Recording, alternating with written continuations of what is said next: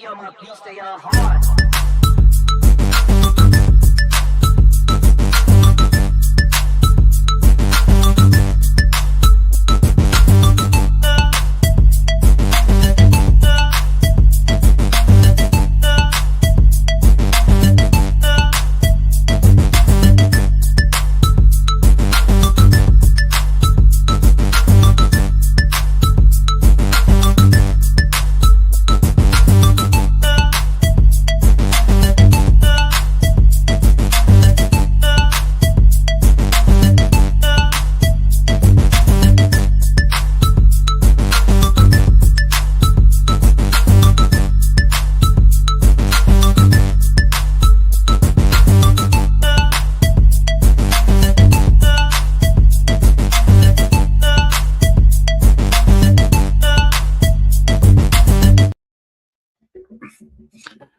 Hey, hello, good evening. Welcome to another live episode of the BCSN SportsWrap. Bryan and A.D Drew here. 9 years running, the longest HBCU sports talk weekly show on the interwebs. I like to say that's our little claim to fame. Drew, how you doing, man? Bro, you was with me this weekend. You know how I'm doing, man.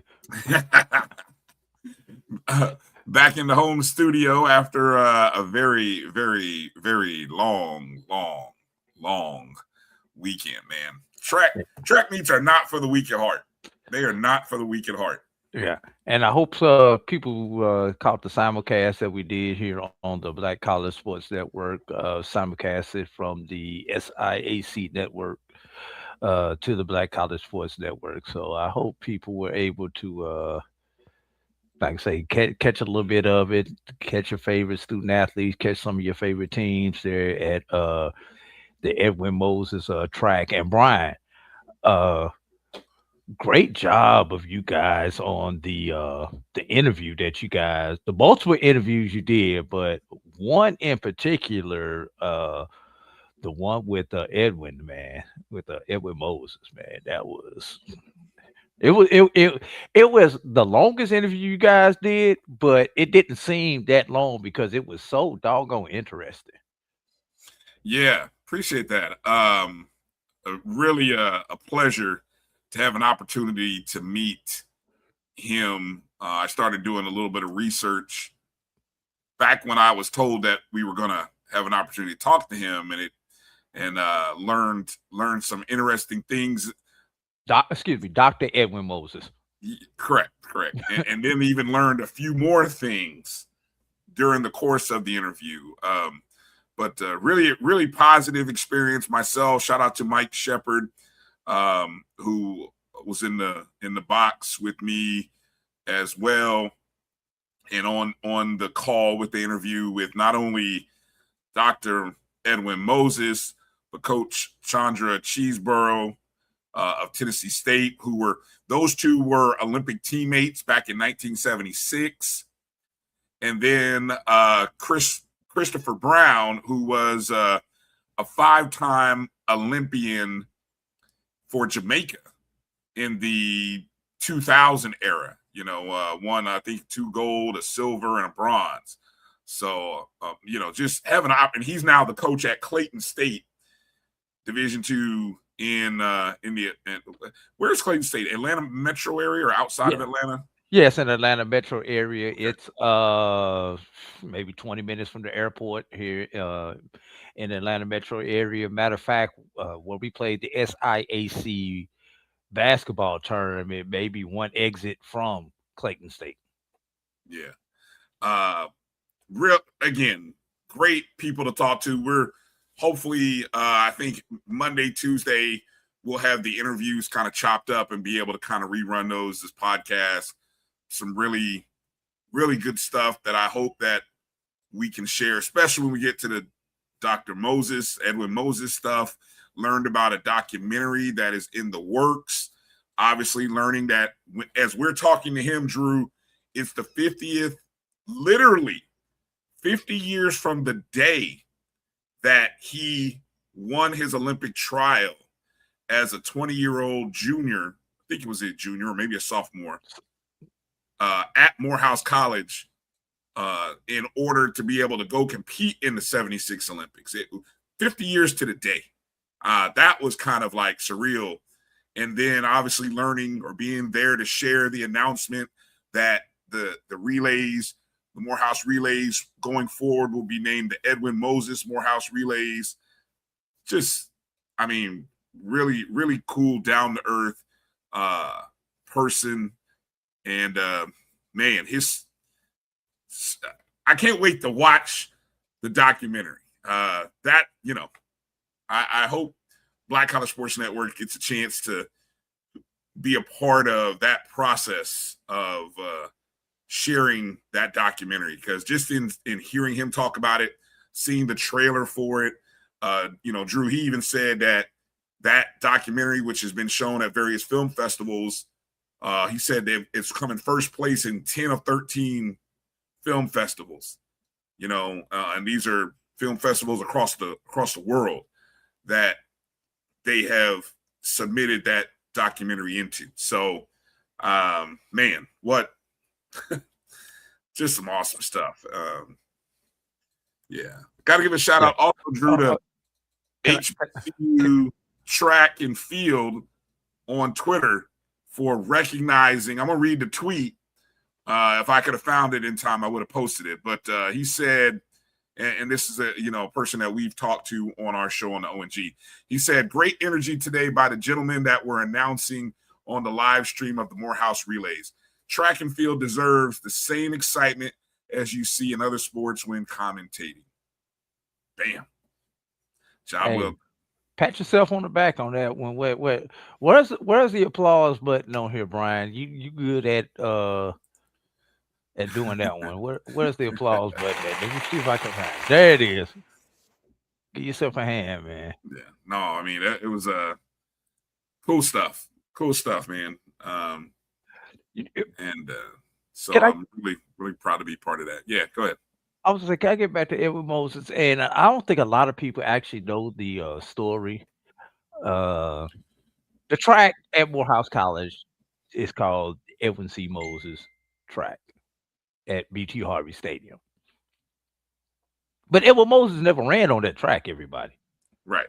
And I don't think everybody really understands the story. And I don't want to get too deep into it, because I want you to go back and listen to the clip when Bryan has time to post the clip, and I'll send the clip to Bryan so that he can chop it up and post it how he wants to. But yeah, it's just a great story of how they used to have to train, and then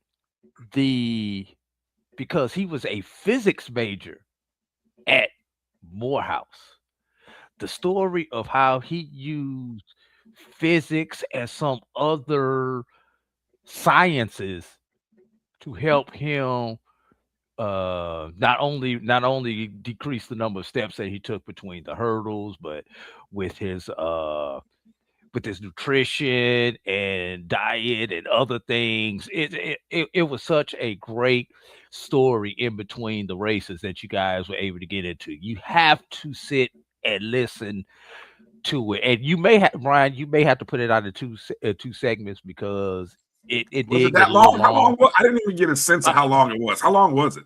Bryan, 30 minutes.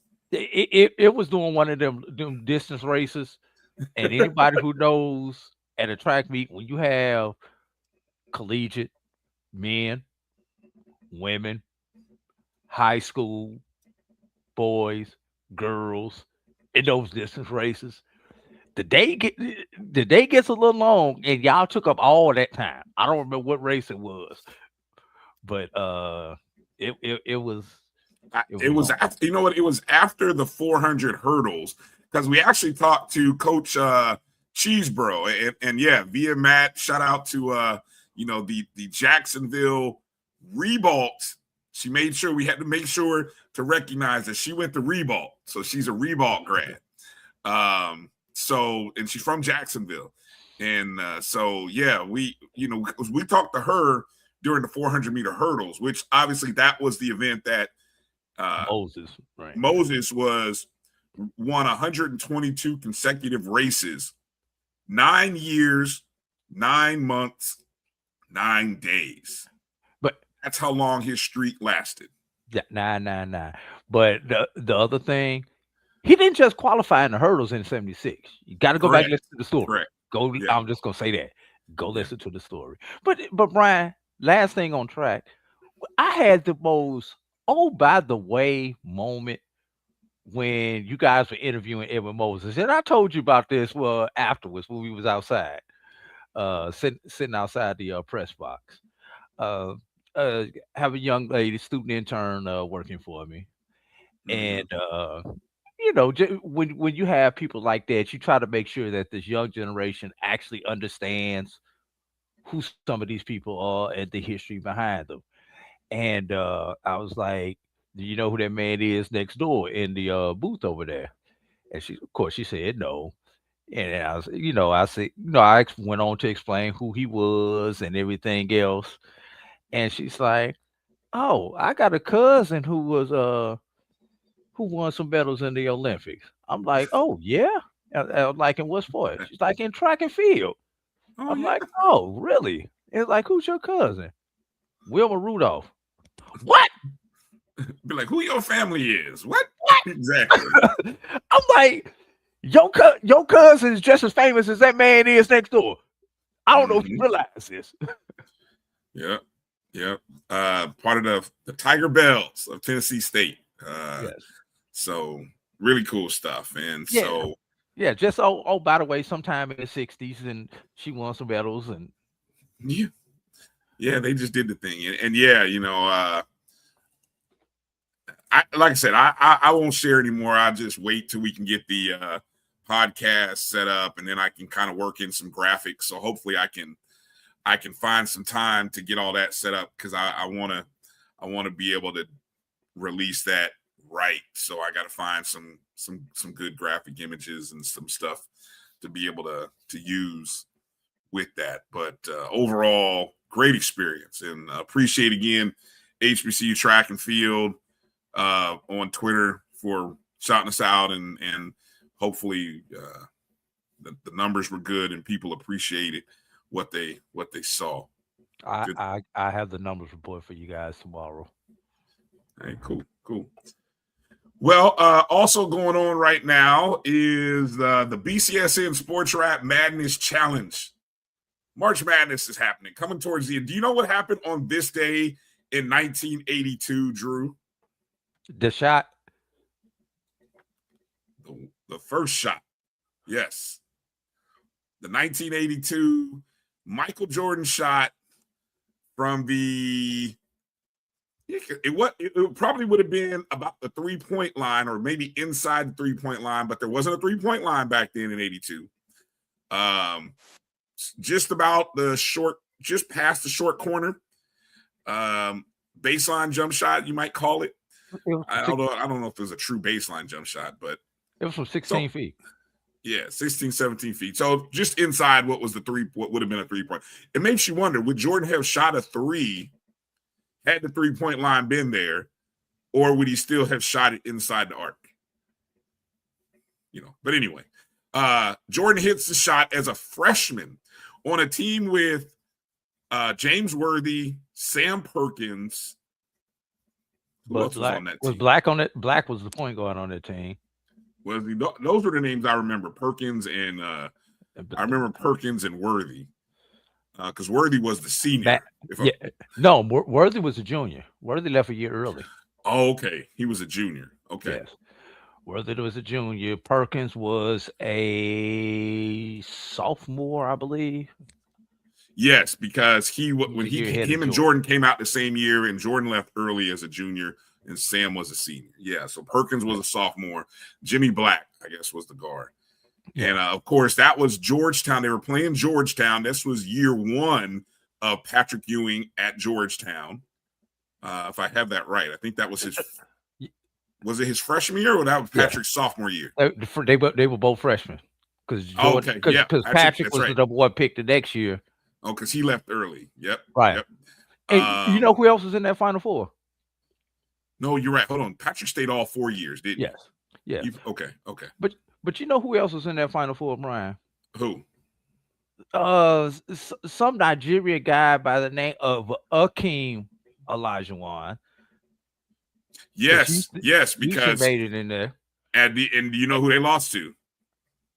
They lost to Georgetown. Georgetown, and I Yes. believe Louisville was the 4th team in that Final Four. That I don't remember. You may be right. I don't remember who Carolina beat to get to the championship I want to say game. it was Louisville. But that And was just the number of Hall of Famers and All-Stars who played in that Final Four and in that championship game. David Wingate, Reggie Williams, Patrick Ewing. Was Coach Broadnax on that team? yes, Broadnax was part of Georgetown at that time. Yes. Yes. Somebody, Blue Jacket Fred brings Brown. up. Yes, Fred Brown was on that team. What do you think is the more memorable moment down the stretch? The Jordan shot or the Freddie Brown pass to Worthy? Yes. By mistake. What do you think is the more memorable? Even looking back on it, how many years has it been? 40, 44, 42 you years. know what was actually more memorable to me? Even than Michael Jordan shot. No. What? Patrick Ewing intentionally goaltended the first 4 North Carolina shots in that game. Very little okay. And you know why they did that, right? Yeah, for intimidation. Yes. Yes. He was told, from my understanding or reading Sports Illustrated, that was on purpose. That was on purpose to sort of take away any kind of thought Carolina might have had. We're going to the basket. No, you're not coming in this paint. Yes, we're going to let you know that every time that you come in the paint, that we're going to just swat the ball out of there. Awesome intimidation. I don't know if it worked, but it was just the strategy. The 82 team. Now, you know what's interesting, not many people talk about this. This was the 82 team. I think this might have been 1 year after North Carolina was in the national championship game the year before. They lost to Isaiah. And I think that was the weekend Reagan got shot, if I'm not mistaken. It was the year they lost. Because that happened. And I think a lot of people wondered whether the game was going to be played that day or that evening, because Reagan had gotten shot earlier in the day, if I'm not mistaken. I'm done. My memory, and it's crazy that I remember all this. You own it, man. Yeah. Now, tomorrow, March 30th, is my favorite day, thinking back to 1987, when the shot 2 happened in New Orleans.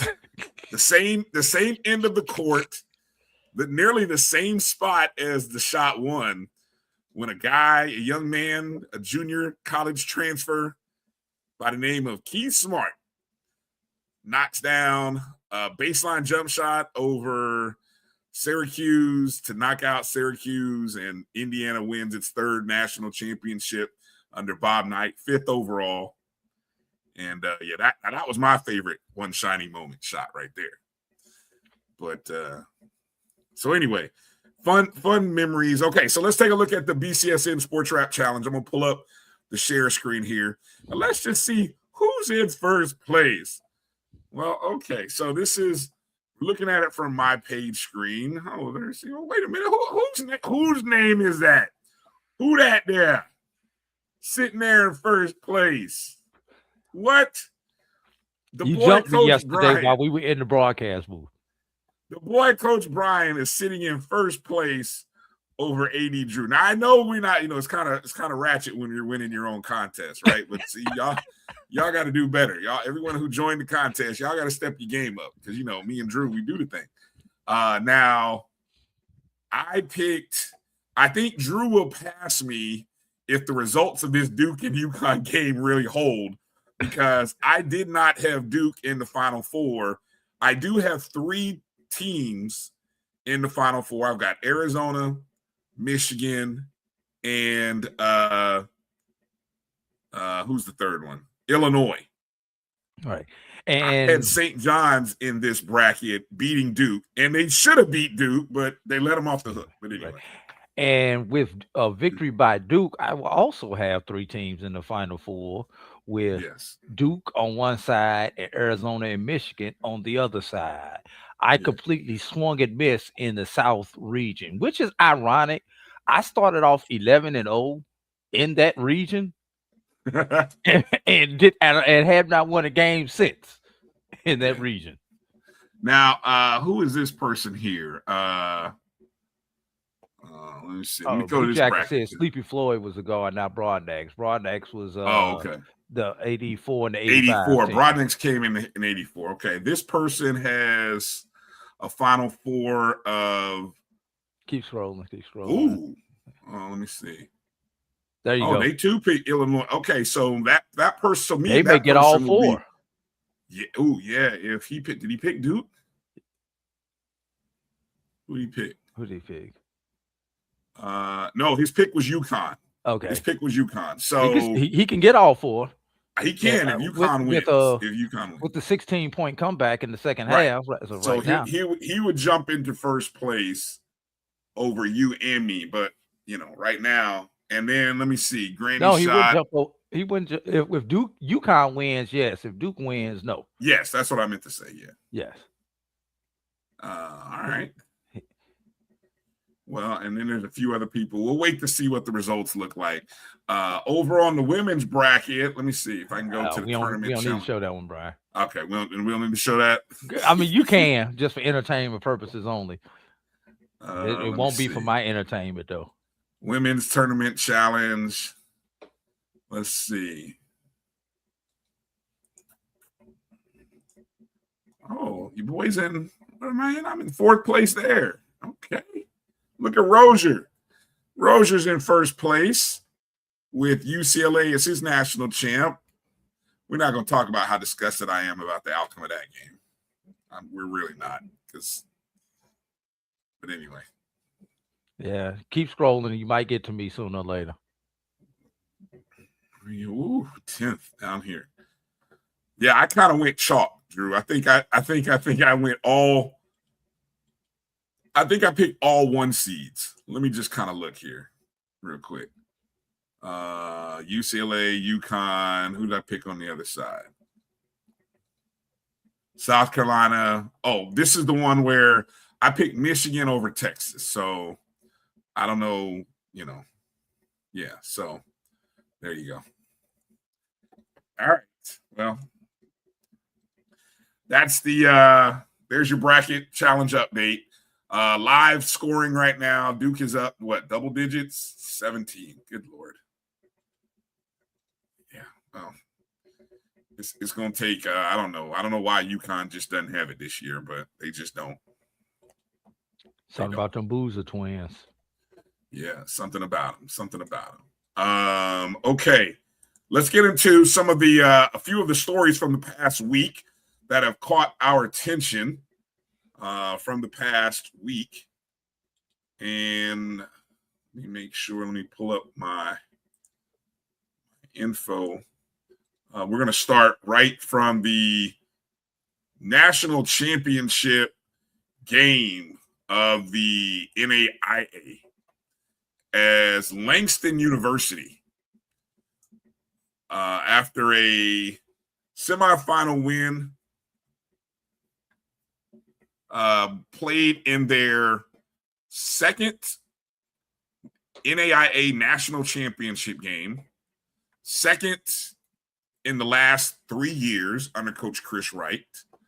For Chris Wright, it's the 3rd time that he's been in the national championship game, having previously led Talladega to the championship game the year before he moved over to Langston. And unfortunately, same opponent as 2 years ago for Langston. They would lose this year to Freed Hardeman. And it was the turnover bug that seemed to do Langston in. They would lose 76-71. If you watched, especially the first half, the litany of turnovers and mistakes just seemed to kind of bury the team in a tough spot to get out of. Orlando Thomas ended the season with another 20-point performance. He shot 55% from the field, had 8 rebounds, 3 assists, 2 steals. In 6 tournament games, Thomas scored 20 points in 4 of them. He averaged 19.3 per game for the entire run. This update and information coming from HBCUsports.com. The Lions had committed 13 turnovers in the first half. What was the halftime score, do you recall, Drew? I believe they were down 4 at the half, if I remember right. Okay. It's okay. Looking at the article here, when the first half came to a close, Langston trailed 33-30, marking the 3rd time in the last 4 games that they went into halftime at a deficit. Langston opened the second half, scoring 6 unanswered points.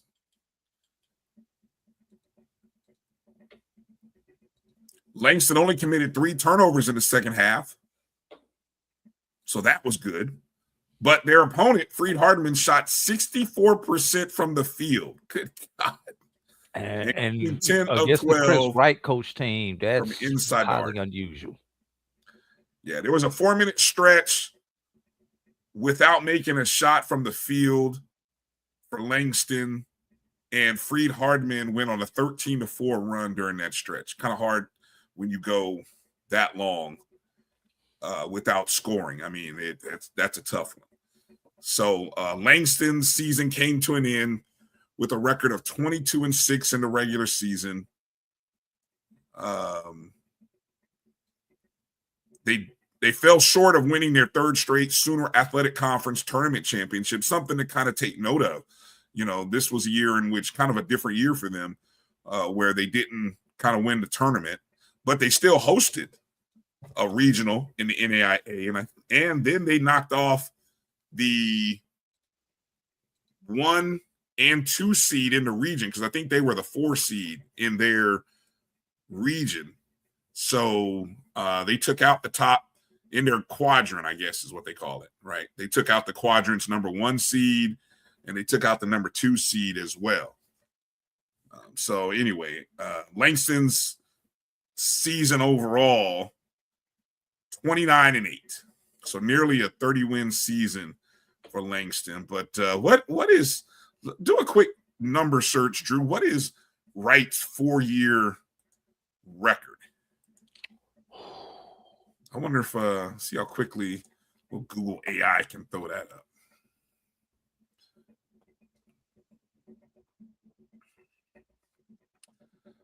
And then I'm curious to see how, you know, one of the things that we'll have to go in and look, I wanted to go back and do some research and kind of see how many returning players Langston has had over the last couple of years. Because I think these last 4 years have been kind of built with different leaders in each team, each season.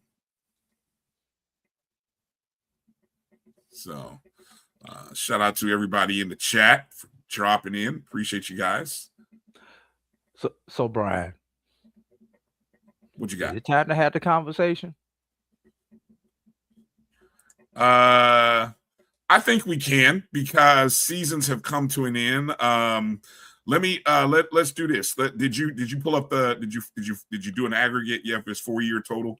I'm looking at it. I'm looking for while you do that, give me a pause for a second, because I wanna also make mention while Langston's season also came to an end, we got to make mention and give a shout out to Maryland Eastern Shore, who their postseason run, and I'm talking to Maryland Eastern Shore women, they were the last. Well, I can't call them the last, because maybe I can say the last Division I postseason team. They won their first WNIT game, first game over a P4 program, and then unfortunately lost in the second round, 61-42 at Youngstown State. This was earlier in the week. But so congratulations to Maryland Eastern Shore on a good season.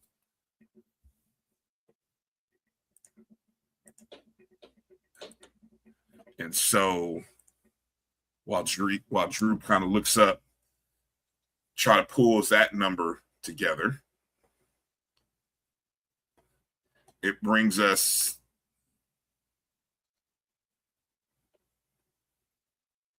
still pulling it together. Yeah. Mike, you tripping. Langston to the SWAC in 2028. That's funny. All right. Last 5 seasons. Four at 153, Langston. 153 and 27. 153 and 27. I've got that's not quite right. Let me check that again. He was at Talladega what years? 20. Well, I was just gonna focus in on Langston, make it easy on Okay. us. The last 4 seasons at Langston. Last 4 at Langston. Yeah. He's won 29, 26, 35, and 31. Okay, that's 121 wins. Lost, and he has lost 16, 21. So 121 and 21. Yes. So that is an 85% winning percentage, Drew. 85%. So once again, I'm gonna ask: is it time to have the conversation?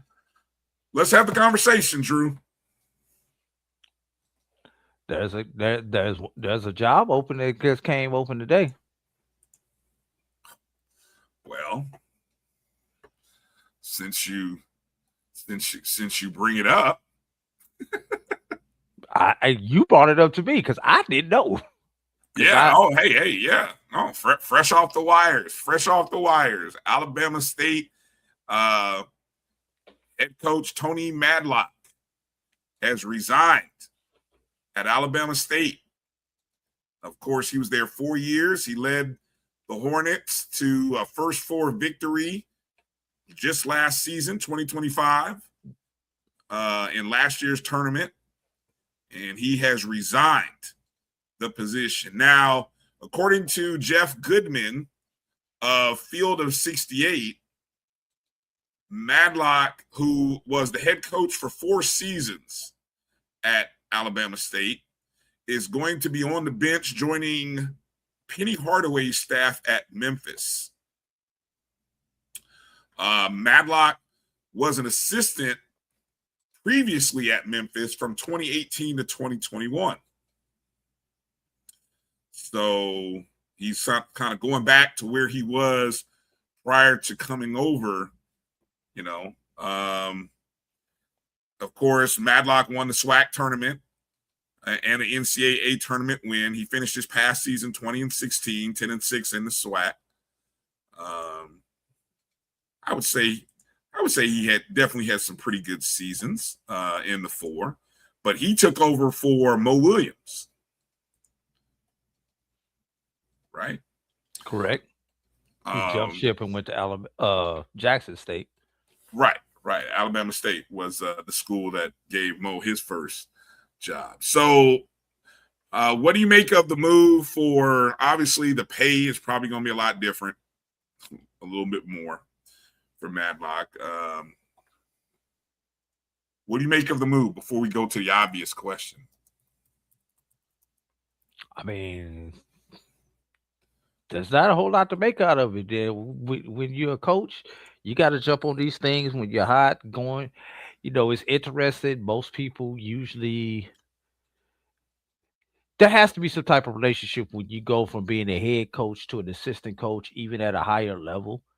There has to be some kind of relationship that you have with the other person. So obviously he's leveraging that relationship to try to put himself and his family in a better position and his career in a better position. So I have no problems with it, Brian. No, and I didn't mean to imply having a problem with it at all. I think Madlock's journey, I keep wanting to say Matlock, right? Because that's the show, or he's not Matlock, it's Madlock. But I think his journey is interesting because if you remember, technically when he left Memphis, he didn't go to Alabama State. Do you remember where he went? I do not remember. South Carolina State. who the year before, if I'm not mistaken, South Carolina State had one of the worst college basketball programs in America. Not America, in America. Like, I mean, they were battling with Mississippi Valley State for like, hey, anything you can do, we can do worse. That was like how bad South Carolina State was. And what he did in that year when he came back, when he came to South Carolina State, 15-16, 7-7 in conference play. Outstanding year. And I forgot what happened. There was something that happened there at South Carolina State, maybe a change in leadership. South Carolina State was in turmoil then. I remember there was a change in the athletic director, maybe a couple of times, which ultimately led to Buddy Pugh taking over as athletic director because of some of the things that were going on there at South Carolina State. Correct. So then of course the job at Bama State opens up because Mo Williams jump shot. Ram Nation says South Carolina State, he didn't have a contract. Oh, well, that sounds familiar. Maybe one of those 1-year deals and you didn't have a multi-year deal. So, but yeah, so when Mo Williams left Bama State, kind of left them, I don't know, some people might think high and dry, but after 2 seasons, then he jumps over to Jackson State. It opened the door for Madlock to come over to Alabama State. And in year 1, they were 8-23, 9th in the conference. Year 2, they were 13-19. Then the year that they won the conference tournament, that was the 20-16, 12-6 conference record. 4th in the conference regular season, but ended up winning the title. And this past year, they were 10-22, tied for 9th. So in the 4 years that he was at Alabama State, 51-80 total record, 33-39 in conference play. So while Alabama State is, thankful, and they, I like that they put the nice thank you graphic together. I don't think many people are going to be crying that he left. Just saying. So, he joins Penny's staff, maybe as a chance to kind of reboot and go there. Bryan. What? Can't blame the man for taking D1. No, not at all. No, but again, let me finish. But given everything that was surrounding Penny this year, and the fact that Penny may not have, there was reports he wasn't going to have a job this year, after this year. I'm just saying, Bryan. It could be a short stint, is what it's kind of what you're hinting at. It could be a short ride there at Memphis. And he may be the difference maker. Maybe. So back to Chris Wright. I think the conversation that maybe you wanted to have, or maybe where you were going with that, is, does somebody like a Chris Wright perk up the ears or become a name of interest? Would Alabama State fans, could they see somebody coming from the NAIA level? Because people still have that stigma. People have that perception that without a step in between, Bryan, is that correct. What you're saying? Yeah, it's like the stigma will be, oh, he's coming from the NAIA. There will be people that'll say that. But look at what he has done. We heard that argument there before, Bryan. Yeah, we've heard it. I've heard it before. And now you use a FAMU, you take it 2 FAMU things and put them together. I remember when Coach Gillespie came to FAMU, the argument was, would we accept a non-African American head coach? Oh, there's that too. Yeah. See, I didn't even go there as the first thing. And then I didn't say it was first, but it's going to be on the list. Yeah. And then, of course, you've got the NAIA to D1 jump without making a stop in between on the Division II level. So Here's the question, and this is always has to be the question when you're talking about NAIA coaches making the jump to NCAA. Obviously, the academic requirements and some of the other requirements at the NCAA level are a lot more stringent than they are at the NAIA level, which are a lot leaner. So the question becomes, can he recruit the same caliber of player on the NCAA level that he was able to recruit on the NAIA level? He can take a marginal player on the NAIA level. He may not be able to do that on all the NCAA level. And UConn is making a comeback, Brian. It's down to 58-49. They've cut it to 9. But That's good. um, Yeah, I heard that you mention that about the difference being the academic requirements, maybe of because I felt like NAIA and D2 are similar, but but then academically they definitely they are may not. not be similar. Yeah. I believe all you need is a 2-2 to get into an NAIA institution. Mm. Well, to qualify, just like you have to go through the clearinghouse with the NCAA, all athletes have to go through the clearinghouse.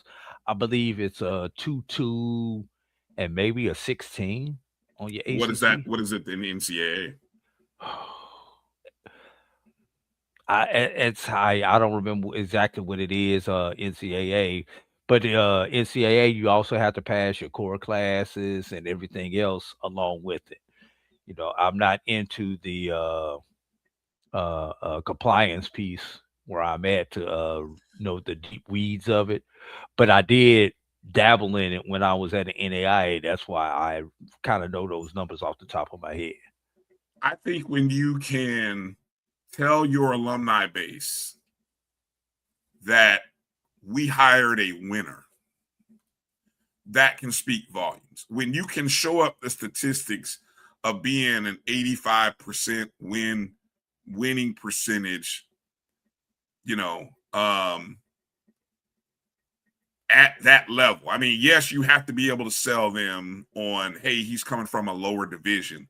But there are plenty of examples in college of coaches coming from lower division. Case in point, well, no, I can't say that's another school in Alabama. But anyway, Yeah. you can show examples across, you can talk about examples across HBCU sports. You could talk about examples in college basketball where coaches have come from the non-Division I level after winning, being successful. Because that's the thing, you have to be highly successful. And I think winning 85%, going to the national championship game 3 of 5 years, that's what highly successful looks like. Yeah. In my opinion. Yeah. And also advantage, Jason Cable, Alabama State. Coach Wright has won and recruited in the state of Alabama, considering that he went to the national championship game while coaching at Talladega, which is about an hour and a half northeast of Montgomery, Alabama. Mm-hmm. So something else to keep in mind. Yeah. Good point there, Doc. It's happened a couple times. Doc, lest we forget Florida A&M. We just had an NAIA move up to show the next one. That's what Patrick Steve Crary. Crary and Jackson before he came to Grambling. Dante. Yeah, Dante Jackson, I believe, was at NAIA prior to coming to Grambling. Yes. So two cases within our conference. Mm-hmm. I would love it. I mean, if I were Alabama A&M or State, excuse me, he would be on I would make a call. Yeah. I'd make a call. I know Steve Gaither is putting his 2 cents in as far as what Ram Nation needs to do over there in North Carolina. Well, yeah, no, he said there's a contingent of folks who have tossed about that name as being somebody worth, kicking the tires and finding out would there be any interest. Yeah. his name is going to be on every. It should be on every HBCU job opening list right now, minimum, and it'd be on a lot of non-HBCU job opening lists also, Brian. Now, whether it is, that's a different story. Or how high up on the list is the name. I'm pretty sure he has an agent working some back channels. Well, yeah, it's a good one. Good one. Speaking of coaching, the coaching carousel. Now, while Alabama State coach is resigning to take a new position, one of those opening positions appears to be over at Bethune-Cookman, where our good friend Live for Hoops via HBCU Game Day is reporting that Bethune-Cookman is expected to bring back a former star as their head coach. Demetra Frank is believed to be, according to Live, believed to be the next head coach at BCU. She was a former player from 2007 to 2012. When she graduated, she was the program's all-time leader in steals and second in points with over 1,500 points scored. I'm trying to see, where is she currently at? I think, she's on the staff with former Bethune-Cookman head coach and now current head coach at George Washington, Vanessa Blair Lewis. And so Frank was on the staff with her at Bethune-Cookman because she would have played for Lewis and then joined the staff. And then she went with her to George Washington, I believe. So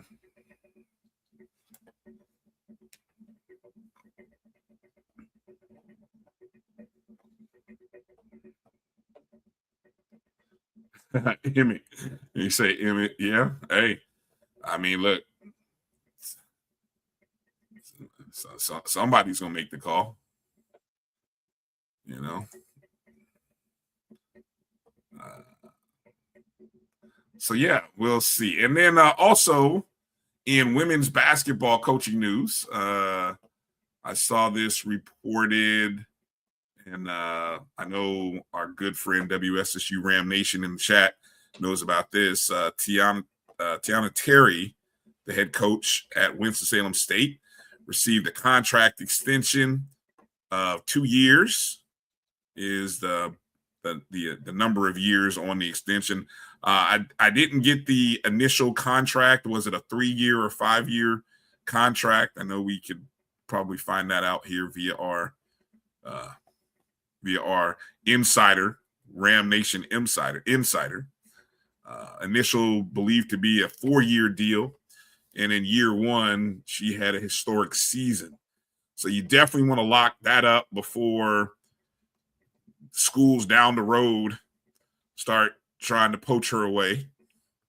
And if they really want her, they're gonna have to drop some serious coin, because she seems to be committed to the Rams and Ram Nation right now.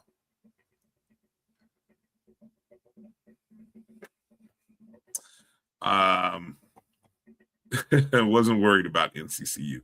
And then sort of a side, this is just, me creating, drawing strings and looping things together, Drew, because, sometimes we have to do that. A recent story came out, reported by none other than Stephen J. Gaither on HBCU Game Day, and other sources, I think, picked up on this as well.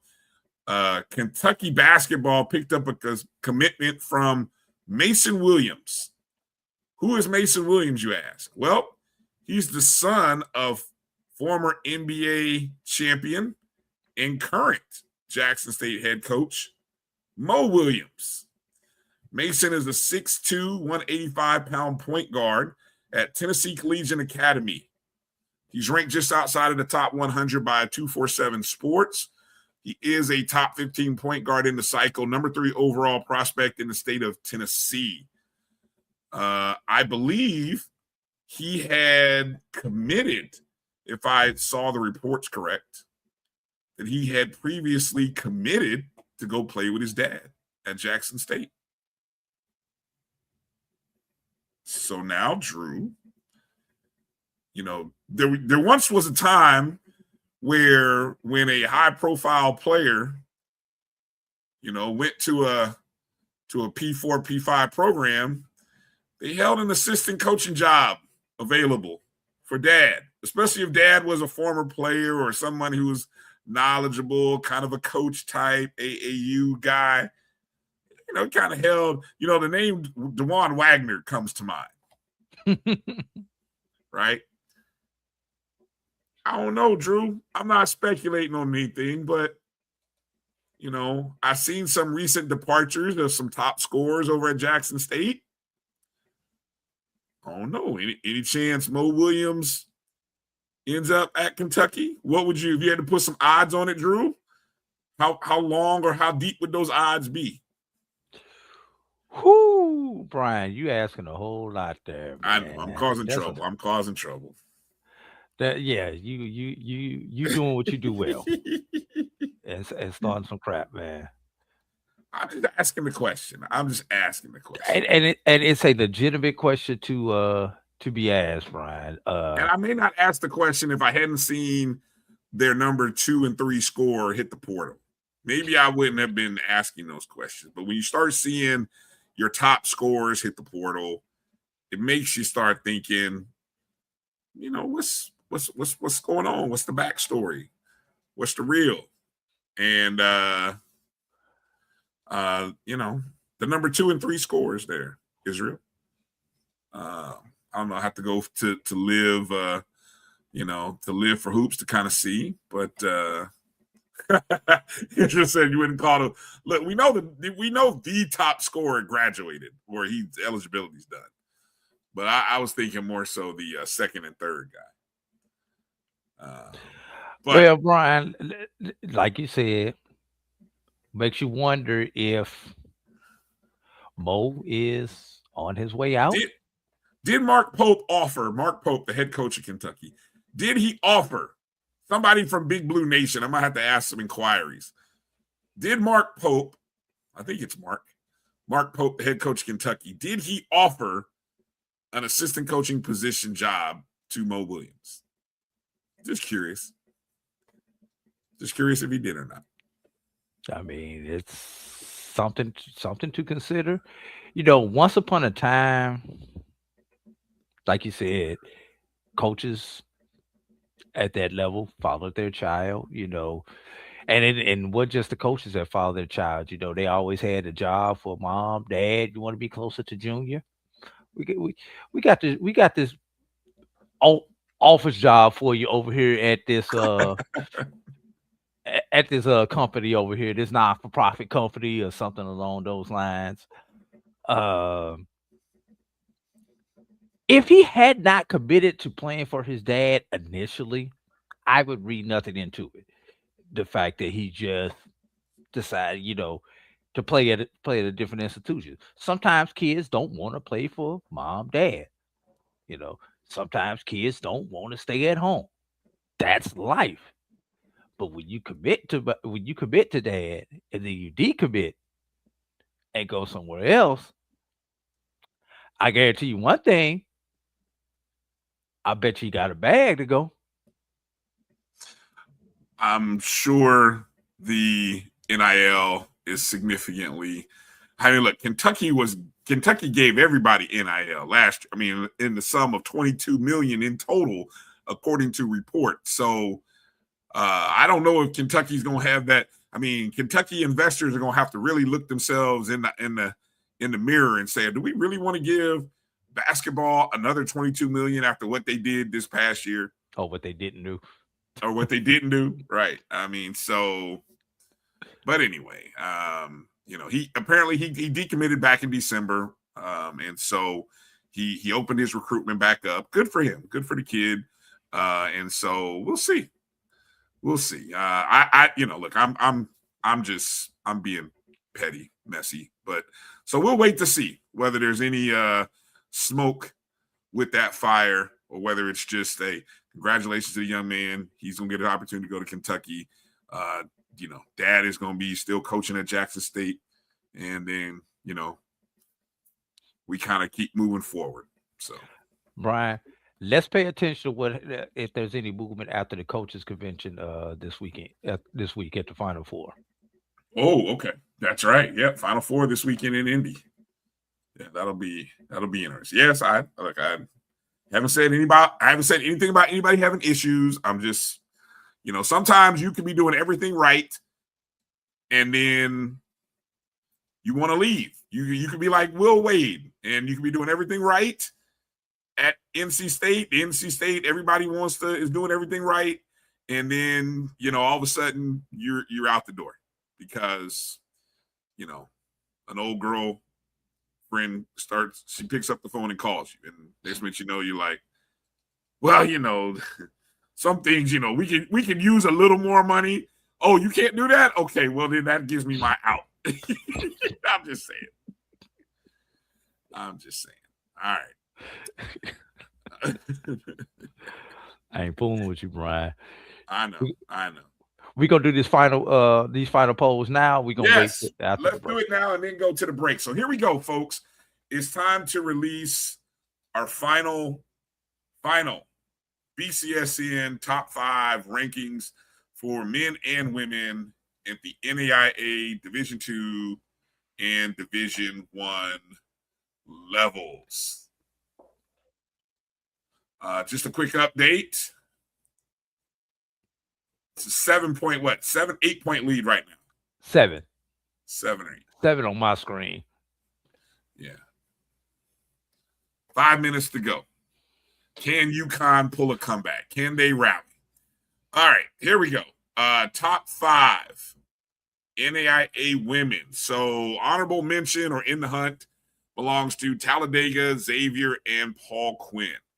Just outside of the top 5. All right, here are the final rankings, top 5 in the NAIA women's. Number 5 is? Oh, am I pushing? Yeah, you could. That'd be great. All right. Wiley College. Congratulations, Wiley, of the HBCUAC, finishing in 5th. In 4th place. Speaking of 5, Bryan, that's what the lead is down to for Duke. Ooh, wow. And in 4th place, Arkansas Baptist. So prior to the final rankings, they were in 2nd place. They dropped from 2nd to 4th. In 3rd, let's see if 3rd stayed still. It is Oakwood. Oakwood, another HBCU-AC team, finishing in 3rd this season. In 2nd place, Rust with the big jump. Rust College. Most likely, Rust did get into the NAIA tournament. So, Rust, congratulations, finishing 2nd. And I think I know who number 1 is. It's been the team that might have been number 1 all year. The Langston Lady Lions. We got to look, Drew. They might have run from wire to wire, number 1 ranked team. No, Bryan. They might not have. They did. Oh, okay. They did. Well, congratulations, Langston. Wire to wire, BCSN NAIA national champions. All right, let's go over to the men's side. Just outside of the top 5 rankings, we've got Philander Smith, Talladega, Dillard, Sunos, that's Southern New Orleans, and Morris. Who's Morris? Morris College. Morris College. Okay. You got me there. I'm like, who? Morris. Not Morris Brown. You know what? That's the only Morris that I knew of until you just threw that up there. I'm like, Morris? Who's Morris? Okay. Well, my apologies, Morris. They're in Sumter, South Carolina. Okay, man, I love the fact that you know this stuff. All right, I feel shame that I don't. All right, number 5 in the men's rankings, Stillman College finished the regular season at number 5, and that's where they end up. Number 4, Xavier, Louisiana, finished the regular season 4th ranked, and they were slightly ahead of Stillman in terms of the points. In 3rd, Arkansas Baptist, they slid a little bit from 2nd to 3rd into the postseason. I wonder why that is. We'll find out. Arkansas Baptist finishing 3rd. Congratulations, Arkansas Baptist. Number 2, Tougaloo Bulldogs move up, and they finish at number 2 in the BCSN top 5, and that means another wire to wire. The BCSN NAIA men's national champions, the Langston Lions.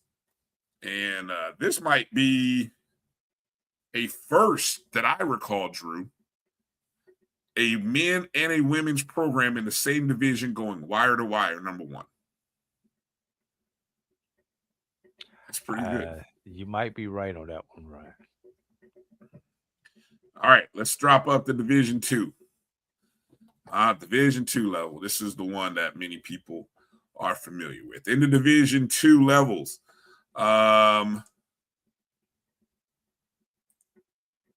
just in the hunt, Bowie State, Virginia State, Claflin, Virginia Union, and Clark Atlanta, all finishing just outside of the top 5. You could say 6 through 10 if this were a top 10 final ranking. Number 5 is the Lady Dragons. Finished in 5th. Didn't they played in the championship game, if I'm not mistaken, of the SIC? Yes. Yeah, outstanding. And we have a 2-point game on the screen. Holy cow. 9-2 run in the last 225. Oh, wow. Here we go.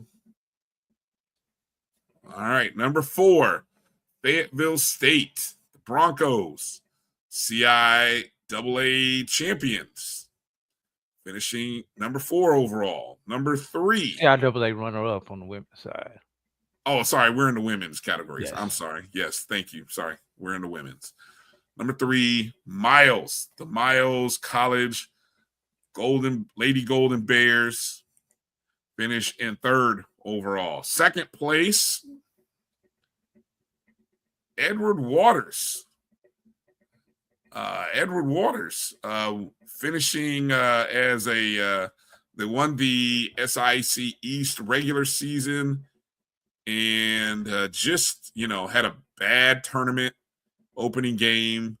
And then even though they made the NCAA Division II, had an opportunity to possibly really win that game, but they lost. So after, I think they were on a 15-game winning streak heading into the SIC, they lose their last 2 games. I think that's the number.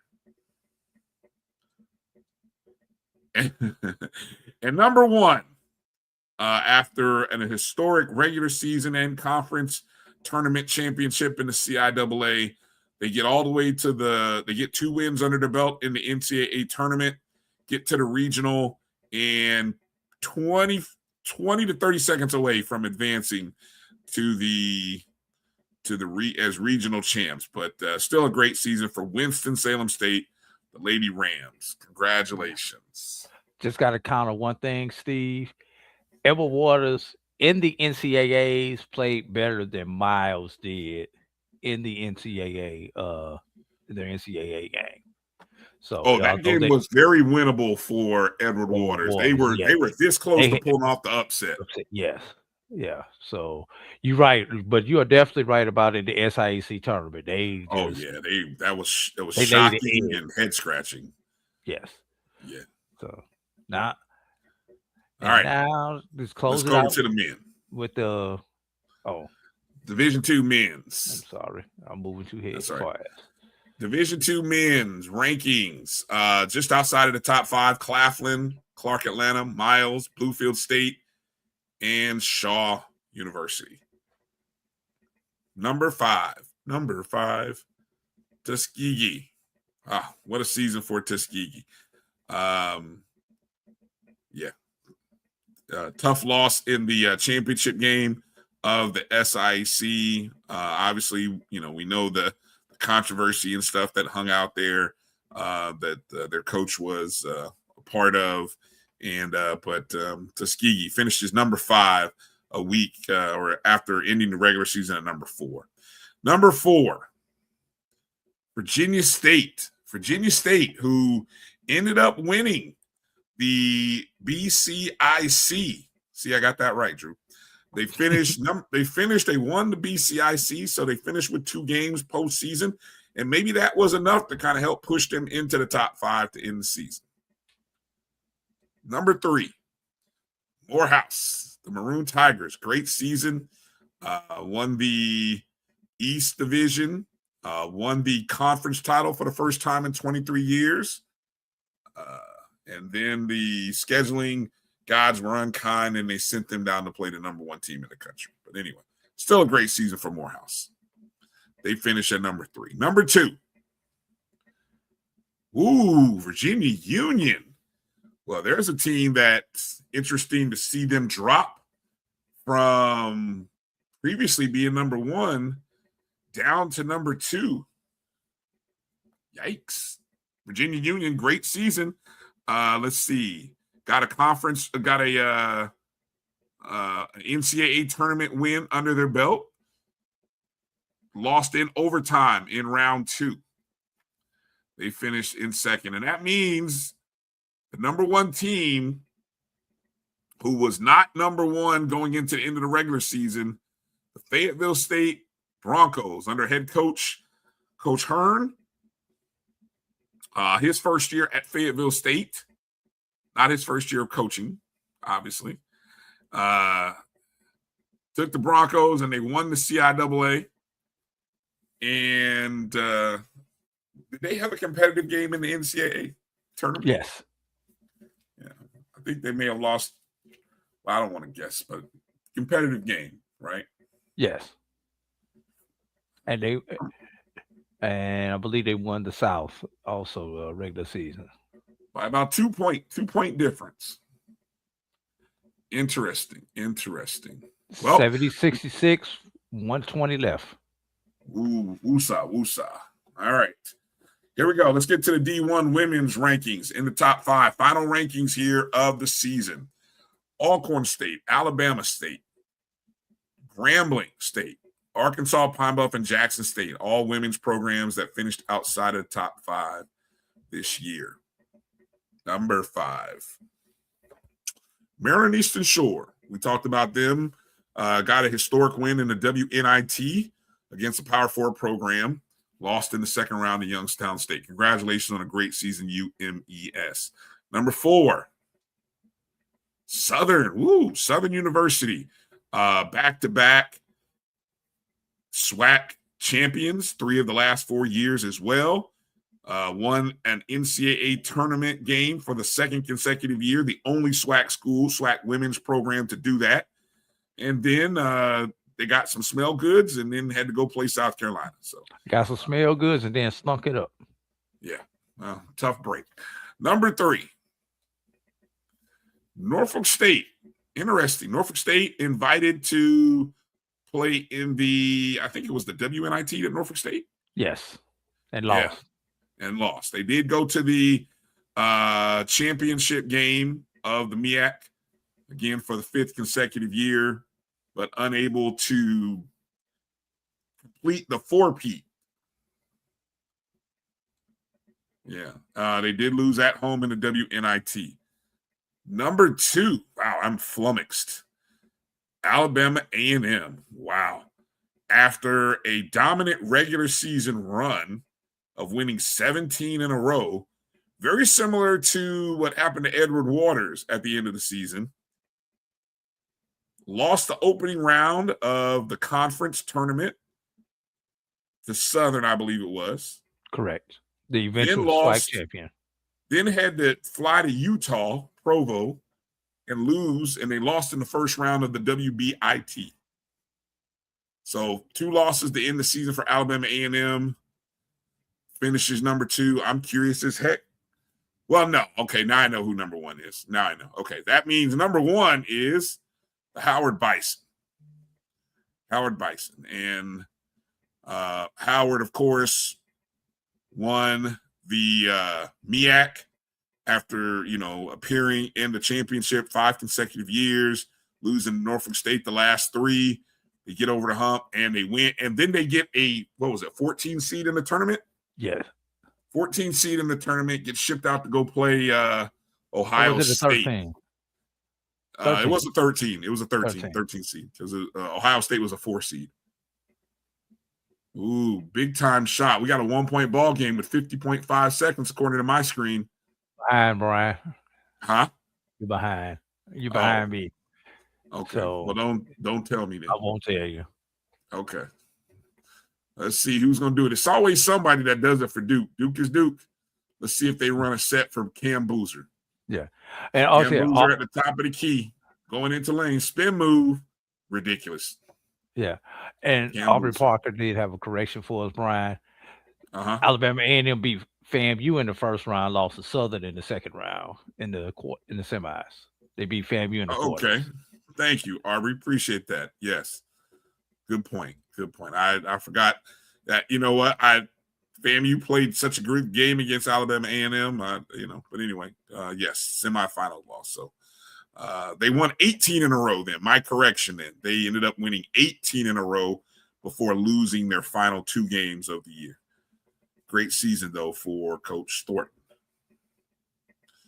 All right. Well, congratulations to Howard. Women.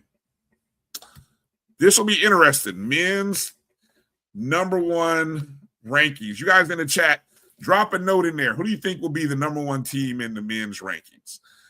Just outside of the top 5, you got Prairie View A&M, Florida A&M, Alabama A&M, all the ag schools, Norfolk State and Texas Southern, all outside of the top 5.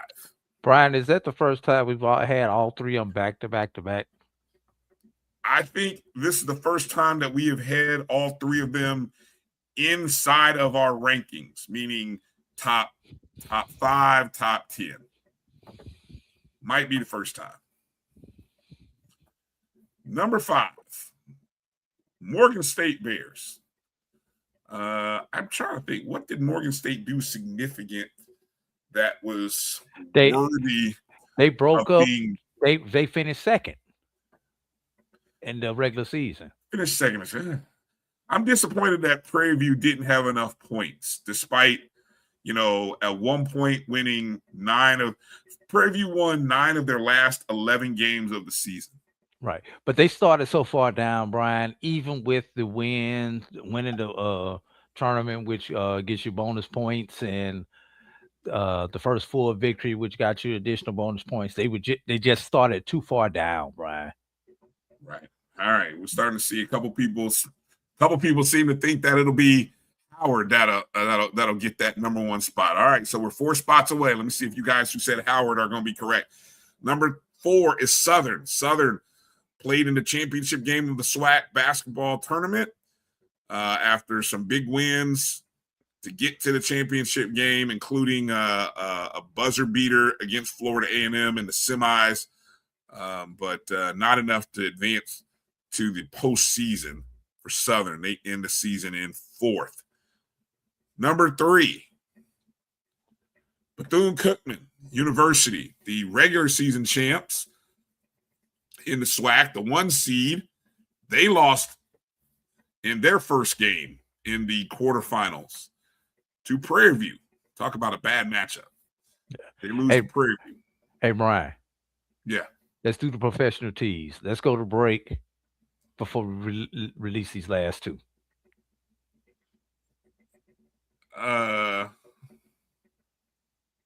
right. We'll go to a break, come back, and let you guys know who the final 2 teams are in the Division I men's top 5 rankings. And give y'all a chance to watch the end of this game. You're watching the BCSN SportsWrap right here on the Black College Sports Network. We'll be back in just a moment.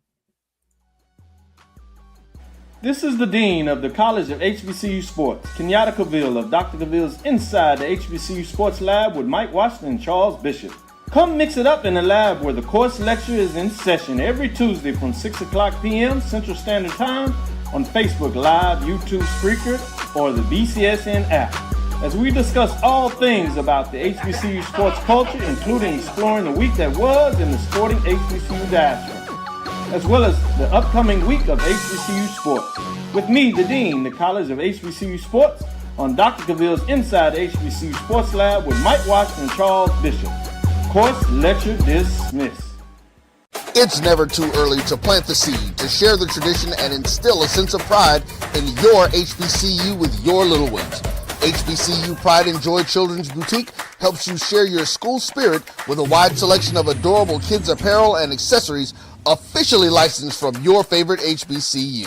Visit hbcupridejoy.com and follow us on all social media at HBCU Pride Joy on Facebook and Twitter. When it comes to professional learning, teachers deserve better. From the leader in online learning, Stride brings you the Stride Professional Development Center, an on-demand library of mobile-friendly courses that gives teachers choice and flexibility, allowing them to learn anytime and anywhere. Our dynamic courses provide bite-sized learning and help educators advance their knowledge while also gaining professional development hours. It's time you take charge of your learning. Visit us today to get started. For over 30 years, HBCU Image has been more than just an apparel store. We've been a movement, a statement, a legacy. We celebrate the pride, the purpose, and the culture that make historically black colleges and universities legendary. HBCU Image, a Kenny T's company.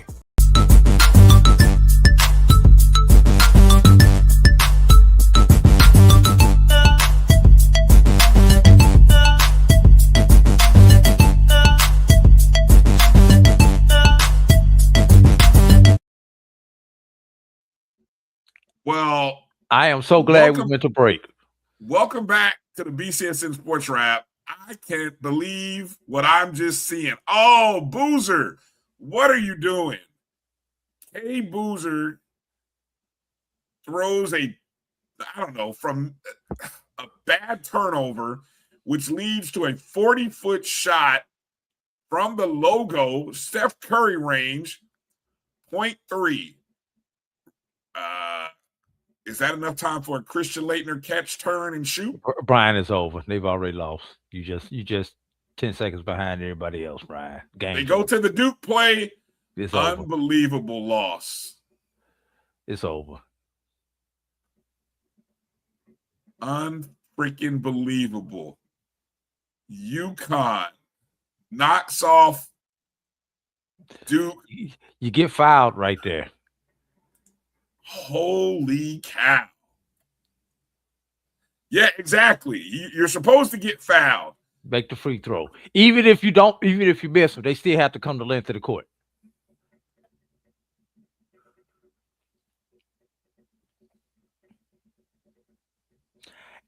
And I'm going to say is that break. One pass to there. You're supposed to just hold it, dribble. Why would he throw that? All he had to do was just hold on to the ball and dribble. Why give it up? He should not have done the bounce pass. You have to have confidence in yourself. Be strong with the ball. Get fouled right there. Don't put the ball in harm's way. They were coming to foul you. All you had to do was just hold on to the ball. Be strong with the ball. Yeah. You don't even have to be strong. You just have to just hold on to it. And because don't throw it. Even if you miss both free throws, they have to come the length of the court. Wow. And if I get beat from the other side of half court, I live with that loss. I can't get beat from right there. From 35 feet away. Duke cost me Did you do the one thing I told you? Duke, yes, I did. But Duke cost me $200 to $300 today. That's all I'm gonna say. That's how bent I am right now at Duke. Duke cost me $200 to $300 today. Duke women and Duke men. God dog, man. Unbelievable. All I know is That commercial started running about 2 seconds before I let out a big old poo poo in my office, my home office. And poo poo is I not the love it. word I used. I love it how there's always people that run on the floor. But the clock stops and there's an instant timeout. So people get butthurt about, oh, they ran on the court.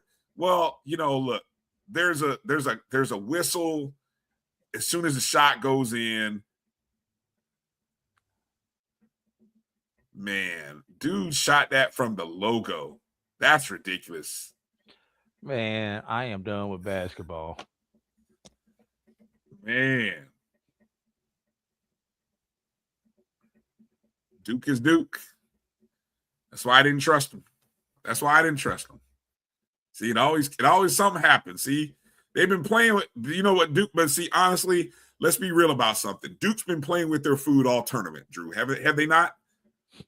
They've been playing with their food all tournament. This was the one game where they came out like the better team for 17 minutes? No, 37 minutes. 37 minutes of this game, Duke played like, yo, we're not effing around with these dudes. And then in the last 3 minutes, they just got loose. They turned into young freshmen, call it coaching, youth, inexperience. I don't know what it is, but lack of poise, lack of patience, not being aware of the time and score. And I don't know if I don't know if it's too hurt. Did they get out coached, Drew? Tough to say. People will say it just because it's a cliche thing to say. UConn just all of a sudden started making shots. They made tough shots. At the end of the day. And Duke went cold simultaneously.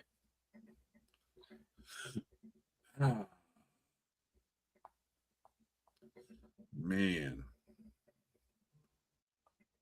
I mean, but you have kid. I mean, that Boozer kid, dude, all they do is win. That kid he's got so many games that he's supposed to know that. But that was the younger brother, not. No, they're twins, Drew. So, that was not the one who's going to be the lottery pick. Correct, because they went to the brother. But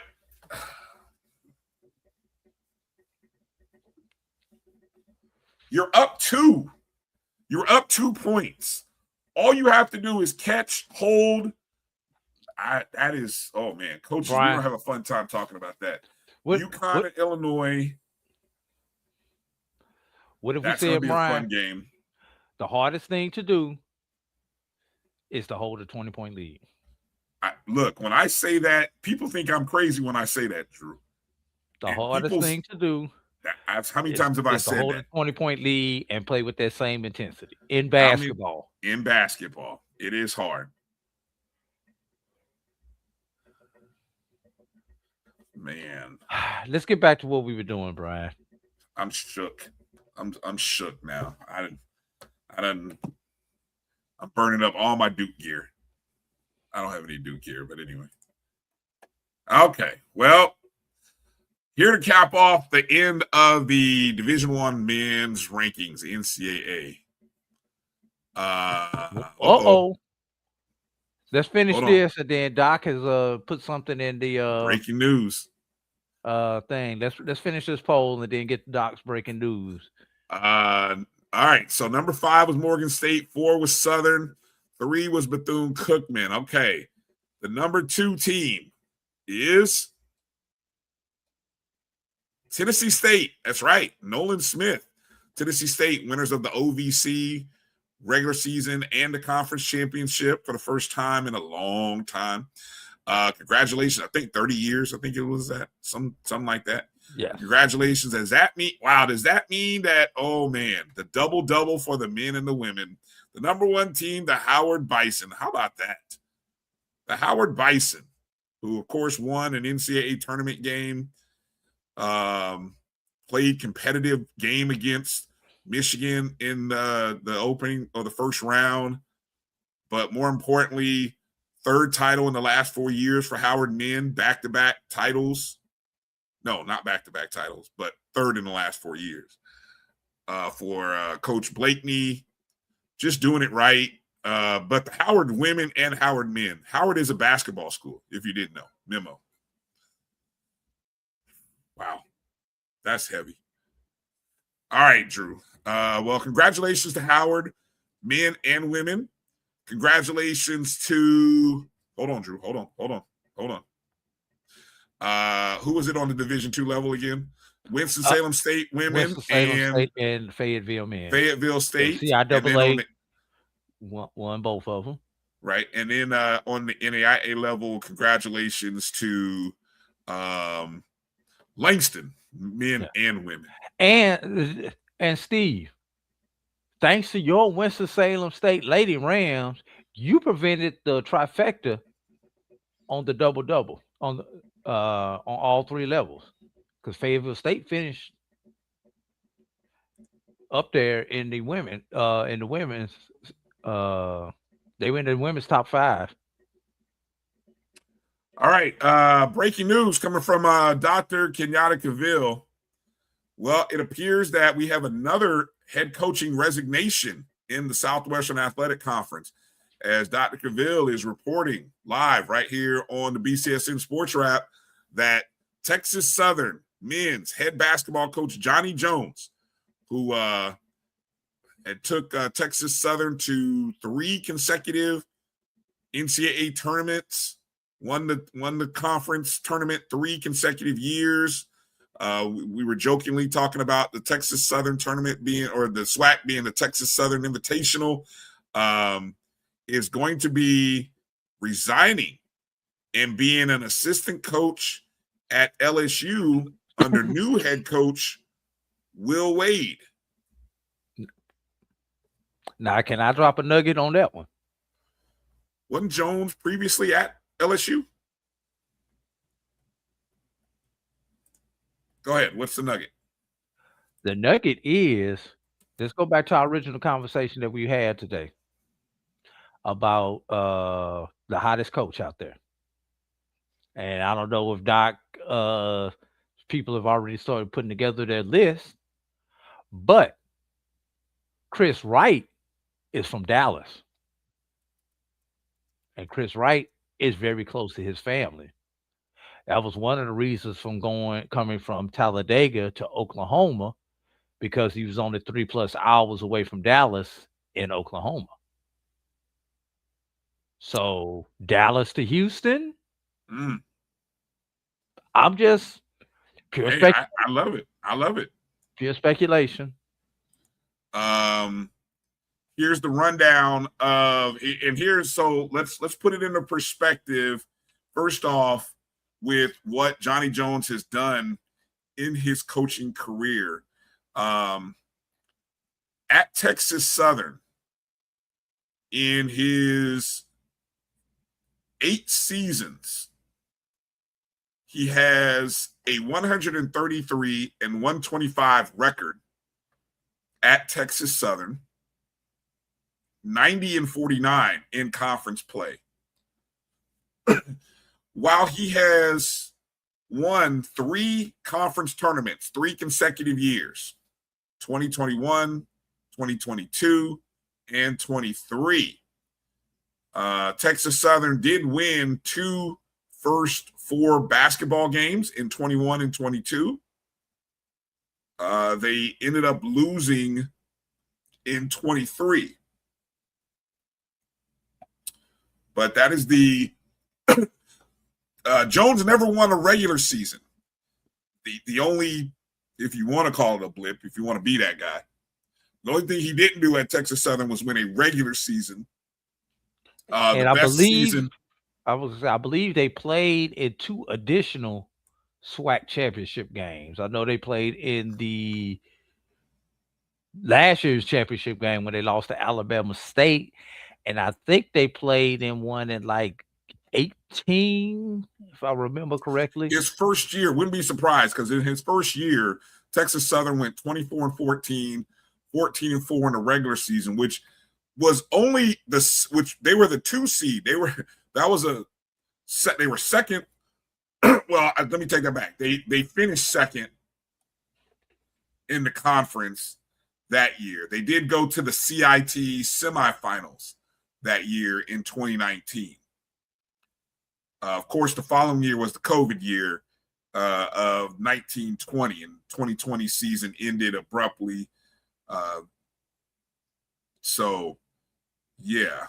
But anyway, now here's the tie into LSU. For those of you who don't know or may not have known, Johnny Jones played at LSU from 1980 to 1984. Then he started his coaching career as an assistant under, guess who? Dale Brown at LSU from 84 to 97, where, of course, he coached legends like Shaquille O'Neal, Chris Jackson, who later became Mahmoud Abdul-Rauf.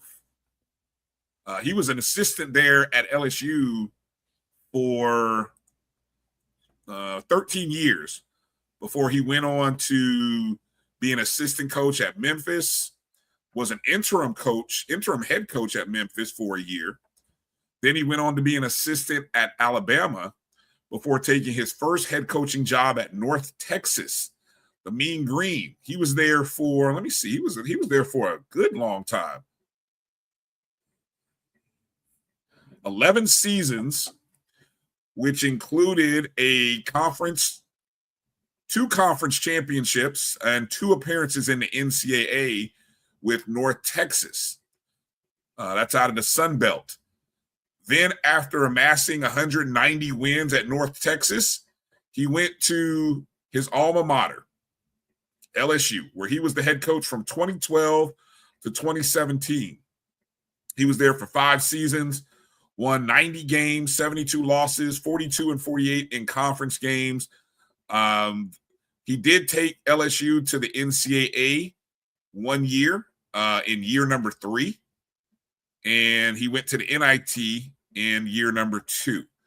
And then after his 5 years at LSU, then he spent 1 season away from coaching and then came back the following year. Actually, he was an assistant coach at Nevada.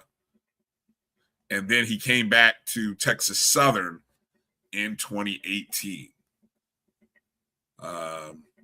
Again, under his belt, he's won 5 tournament titles, 2 in the Sun Belt, 3 in the SWAC. Yeah, so again, according to the report that you see right there from Dr. Kenyatta Cavill, Johnny Jones becomes the second SWAC head coach to resign from his head coaching position to take an assistant coaching position in one of the Power 4 programs. Bryan, second coach today. Second coach today. Wow. Wow, that's a big time story. So he will be a part of Will Wade's new staff at LSU. So Bryan, with this being Palm Sunday, I see a couple of SWAC basketball coaches are getting their palms greased by moving on to the Division I levels. Well, what's interesting about these 2 moves today, not only for Madlock, who goes back to Memphis, where he was for 3 years, and you see Johnny Jones, who goes back to where he was for 3 different stints. I mean, one obviously as a player, as an assistant coach, and as a head coach. I mean, he spent 20 years on that campus. Exactly. 21 to be exact. So 22 years. And you know what? Here's me drawing that thin line. The athletic director who hired him no longer in the position. The way they have Texas Southern has unceremoniously tried to distance themselves from Kevin Granger by removing his retired number from the rafters there. His name, his image, and his likeness. Yeah, I mean, I can see somebody putting it together and saying, Will Wade saying, "Hey, Johnny, come home." And Johnny may kind of be like, you know what? Now's a good time. There's a lot of change happening at Texas Southern. Some of it I don't like, maybe. I mean, here's me just talking out loud. I see it as a perfect opportunity to get out. Now's a good time to get out. Yeah, exactly. 2 excellent coaches leaving the conference. And still the senior coach in the conference is Byron Smith. Byron Smith. Prairie View. He came in a year before Johnny did at Texas Southern.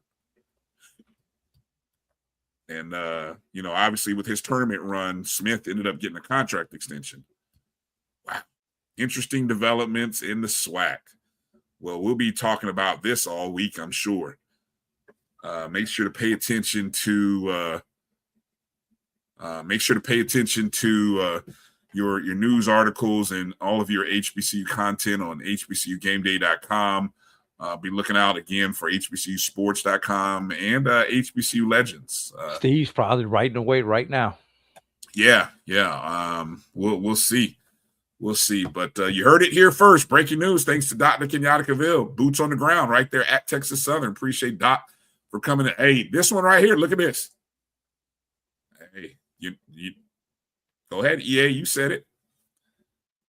Why shouldn't the University of Alabama be considering? They surely should. They definitely should be kicking the tires and exploring how much of a buyout is it and what can we get for Dawn Thornton after what she has done in 2 seasons at Alabama A&M.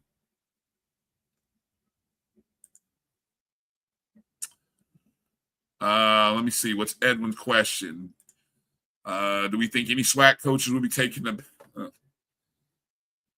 Well, can I throw a name out? Of course, sure. For the Alabama State job. Okay. Fred Watson. Where is he now? Miles.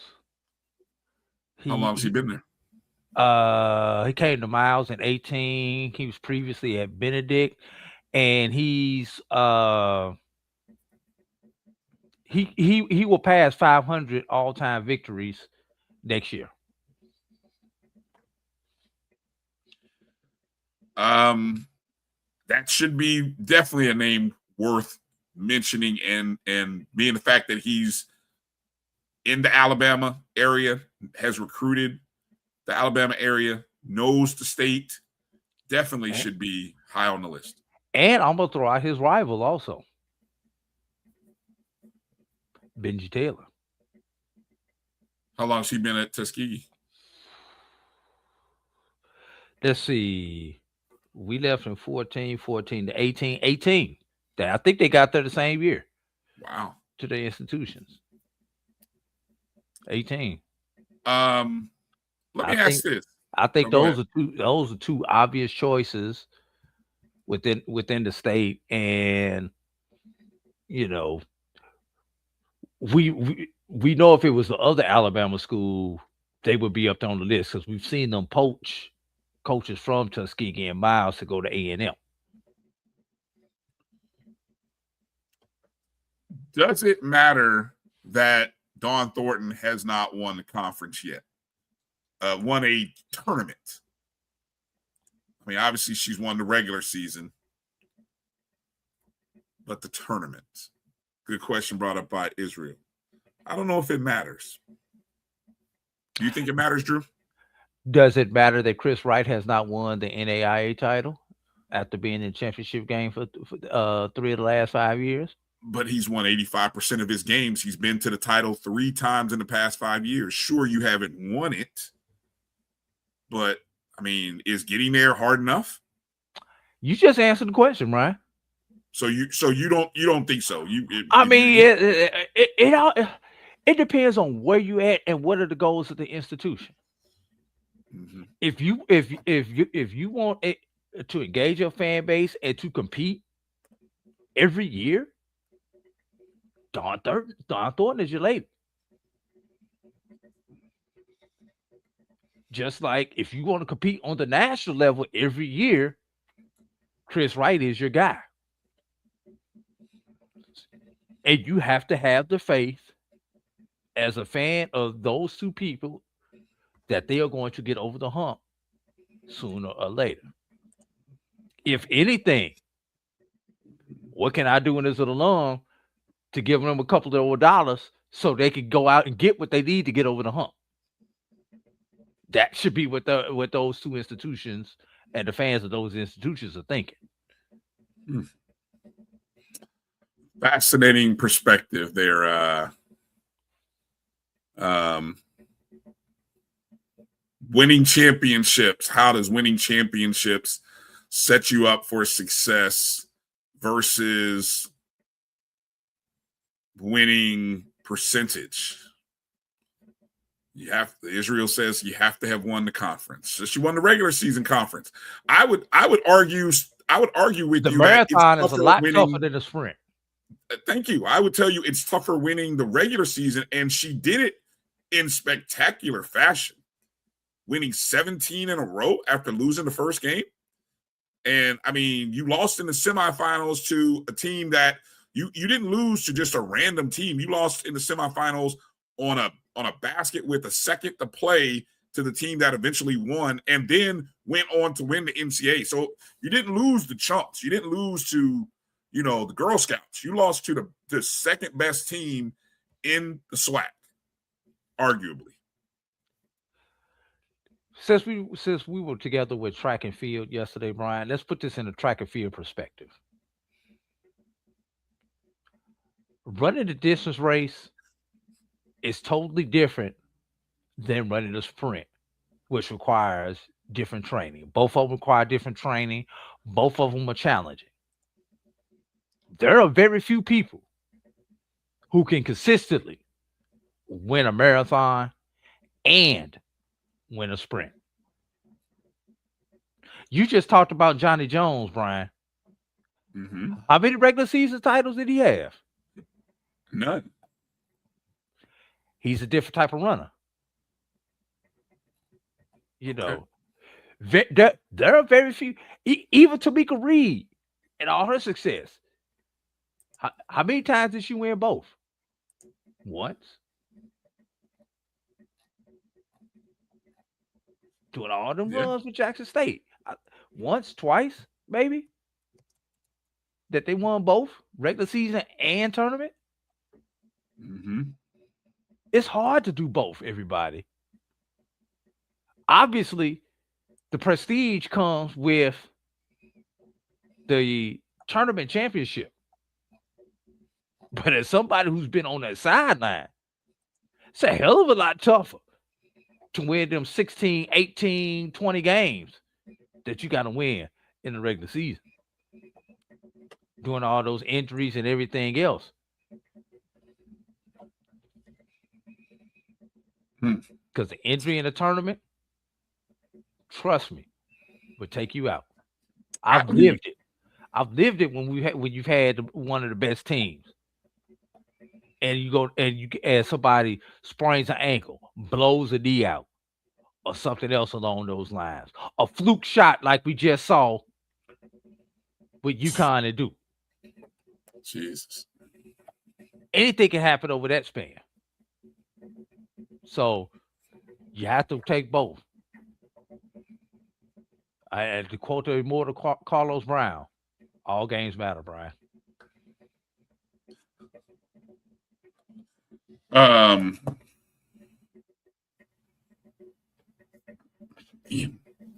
Well, man, that's tough. That's some breaking news right here, man. That is some big time news.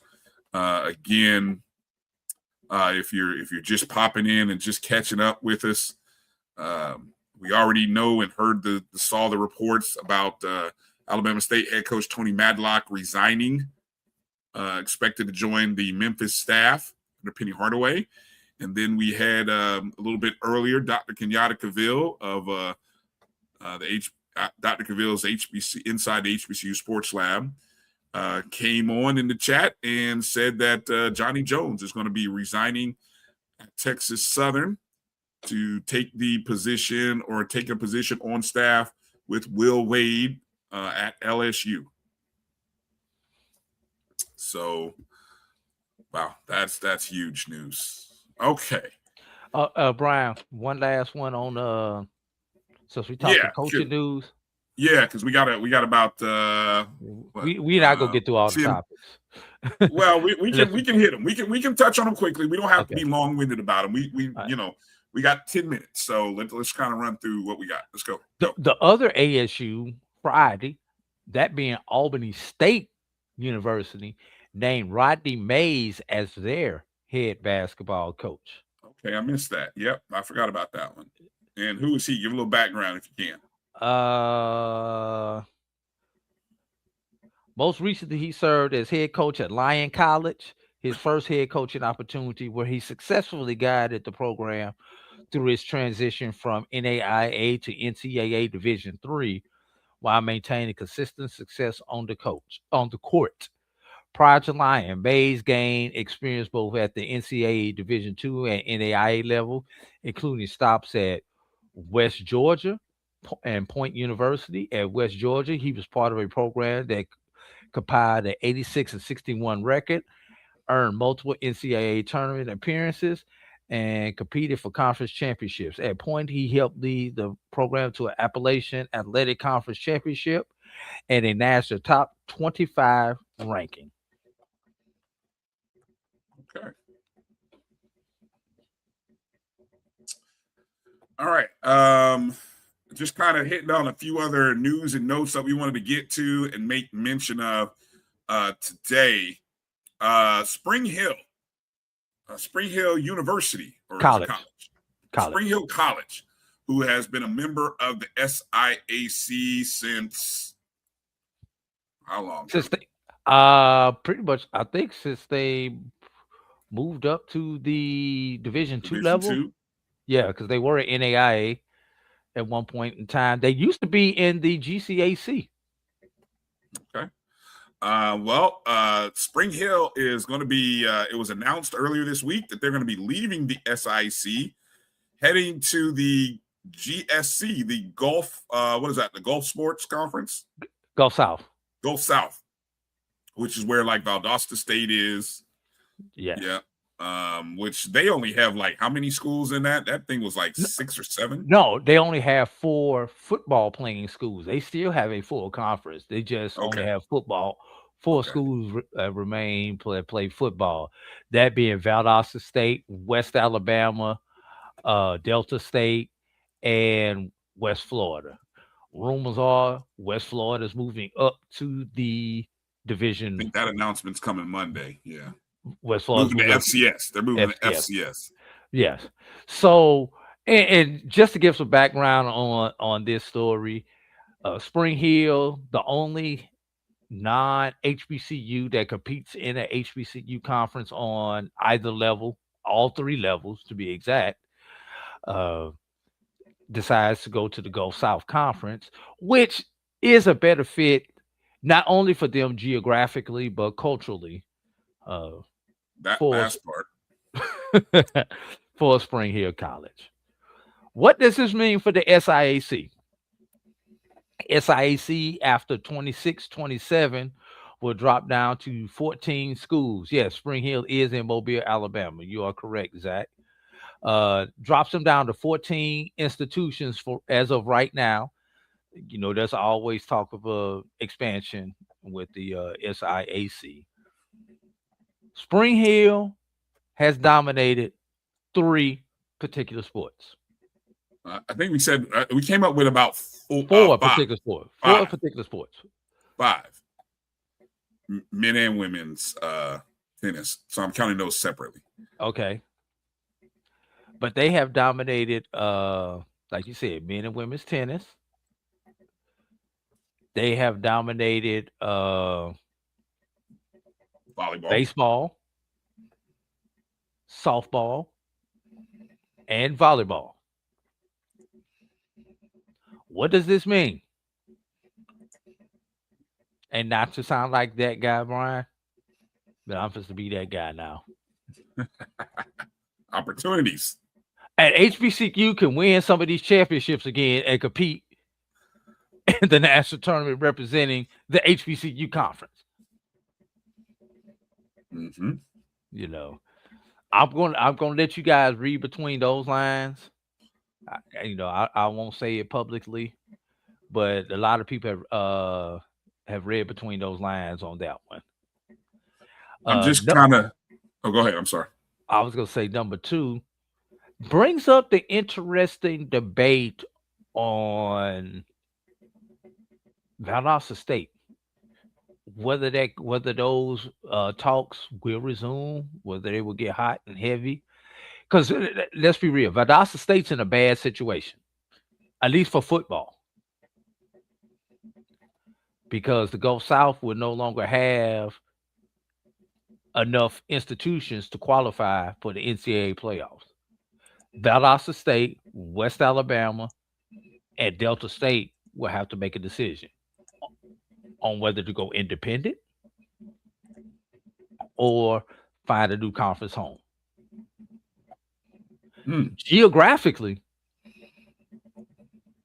they can go to one of two conferences.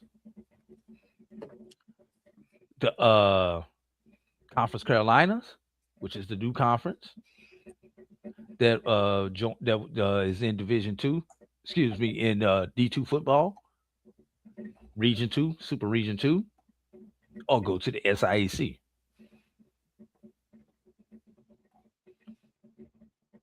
Valdosta State geographically fits within the footprint, well within the footprint of the SIAC, as does West Alabama, which is in Livingston, Alabama. But the question is, culturally, is that a good fit? Not only for those institutions, but for us in the SIAC. Time will tell where each of those conversations go. I know one thing's for sure: Valdosta State is not moving up to the FCS ranks. From everybody who I've talked to at Valdosta State, and as far as I know, West Alabama is not in any type of position to move up either. So it's going to be interesting and to see what that. Maybe Zach may know something. So let me, if I can, I'm looking at the article or just a little bit of the release from Spring Hill College president on their announcement of joining the Gulf South Conference. They called it a defining moment for the university. Now, as I'm reading this article, at no point do I see them say anything about, thank you to the Southern Intercollegiate Athletic Conference, right? I don't see anything like that. But the SIAC was the only people who would take them when they originally moved up. They wanted to join the Gulf South. The Gulf South told them, hell no, you don't play football. Because that's what the Gulf South Conference was at that point, was a football conference. Interesting. Spring Hill will begin competing in the Gulf South Conference during the 27-28 academic year. So that'll be interesting, the fact what this next year looks like for them competing in the 26-27 season in the SIAC, which will be their last. I think there's one other thing of note that I saw in this. Spring Hill will now be the 5th Alabama-based member of the conference, along with Alabama Huntsville, Auburn University Montgomery, Montevallo, and West Alabama.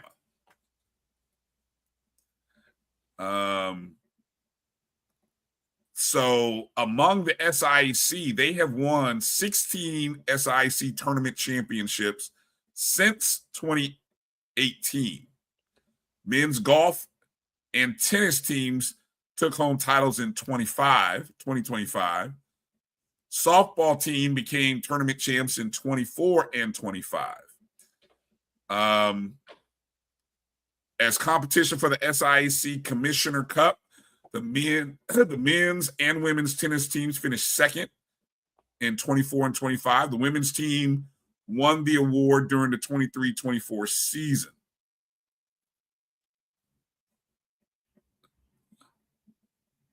Let me see.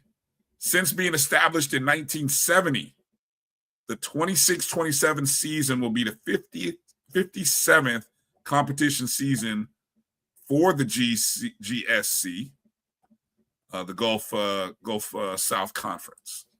So that's just a little bit of a background there. But it's just interesting that, you see in that article, and again, I don't have the full, I was trying to see if I saw the full quote from Spring Hill, but kind of interesting that no mention or, hey, thanks. I'm looking back here to 2013 is when the NCAA let me see, the NCAA officially accepts Spring Hill College for Division II. And when did they join the SIAC? 2014. Yeah. Yeah, they reading the quote. This is a historic day for Badger athletics and for Spring Hill. We worked diligently over the last 2 years to make this next phase in the upward evolution of Badger athletics a reality. We are thrilled to be joining the SIAC and NCAA Division II. Man, how quickly things change. All right, well. Also, I want to give a shout out and some recognition to Florida Memorial University, as they hired their first ever female athletic director. Reading here from Tali Carr's article on HBCUGameDay.com on Wednesday this past week, Florida Memorial announced Chandra Dorsey Felton Dorsey Felton as its new director of athletics. She becomes the first female athletic director in the history of Florida Memorial University and its athletic department. Now, President William McCormick praised the decision and what it represents for the future, saying, quote, "Today marks a historic and defining moment for Florida Memorial University. It is with great pride and unwavering confidence that I announce the appointment of Chandra Dorsey Felton as our first female athletic director. Chandra has demonstrated exceptional vision, discipline, and a deep commitment to the holistic success of our student athletes, both on and off the field." And I believe she previously or had been serving in the role as the interim athletic director since October 1st of 2025.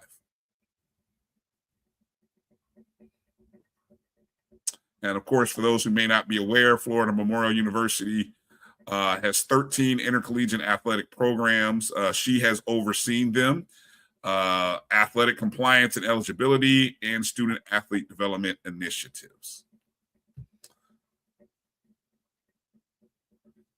So congratulations to A.D. Dorsey Felton. And we were talking about, Drew, how many female athletic directors, HBCUs, is that you were saying the majority of them are in the SIAC? That I know of. There are plenty in the SIAC. Yeah. Quickly going down. Fort Valley. You're gonna try to name them off the top of your head. I'm gonna give you the schools. Dangerous here. Fort Valley, Albany State, Ever Waters. Keep on coming up. Central State, that's 4. That's at least 4 off the top of my head that in the SIAC. You've got Tiffany at Virginia State. That's another one on the Division II level. So we know of at least 5 on the Division II level. I know Dillard has one on the NAIA level. It makes 6. Chandra makes 7. So I can't think of any in the Valley has one. Mississippi Valley has one. That's 8.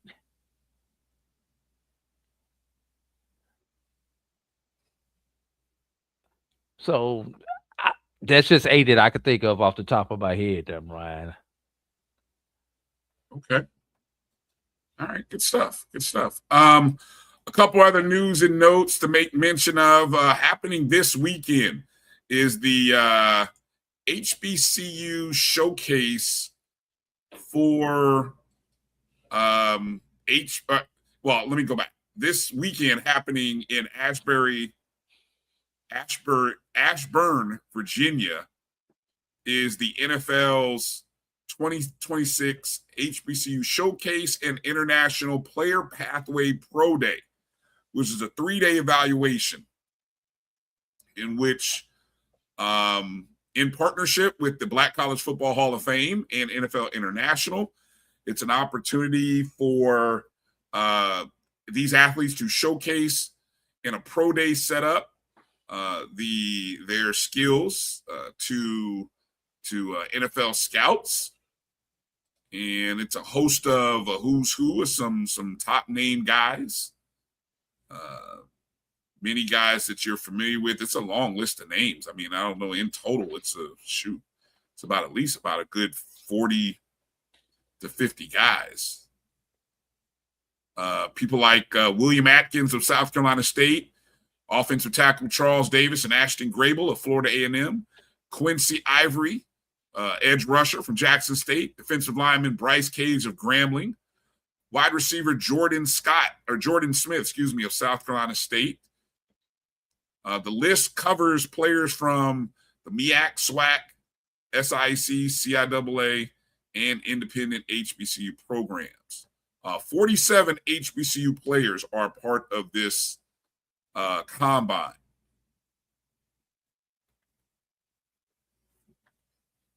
I saw we had Zach in the room. I wondered, has Zach heard any buzz from the scouting from this combine? I'd be curious to kind of catch up to one of his shows and kind of see what that looks like. And I know there have been a lot of programs that had their pro days. I know Florida A&M had a pro day on, what day was that? Thursday? And I think maybe some other schools have had their other colleges across the country are doing pro days right now. Also, while spring practices are happening.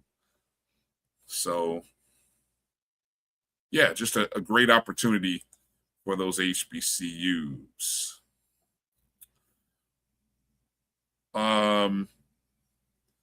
Maybe next week, if you didn't get a chance to catch the Carlos Brown show on Saturday, go back and check it out. You can it'll be available on the BCSN Pod Zone, which is our podcast platform, a little bit later tonight.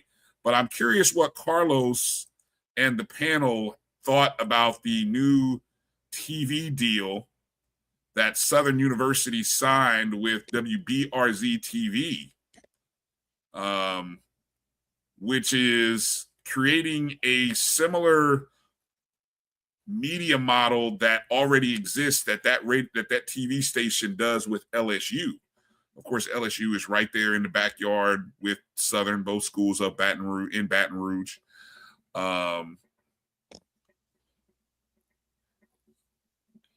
And let's see, just kind of reading the article here on Game Day, HBCU Game Day. For years, WBRZ has served as a key media partner for LSU athletics, the official news station and its primary affiliate of the LSU Sports Television Network. And so a similar model is being put together here for Southern, which now WBRZ will hold official partnership rights with both schools. Of course, the partnership goes beyond coverage. WBRZ confirmed it will invest directly in Southern's mass communication program, providing resources to improve student training, access to modern media tools, and professional development.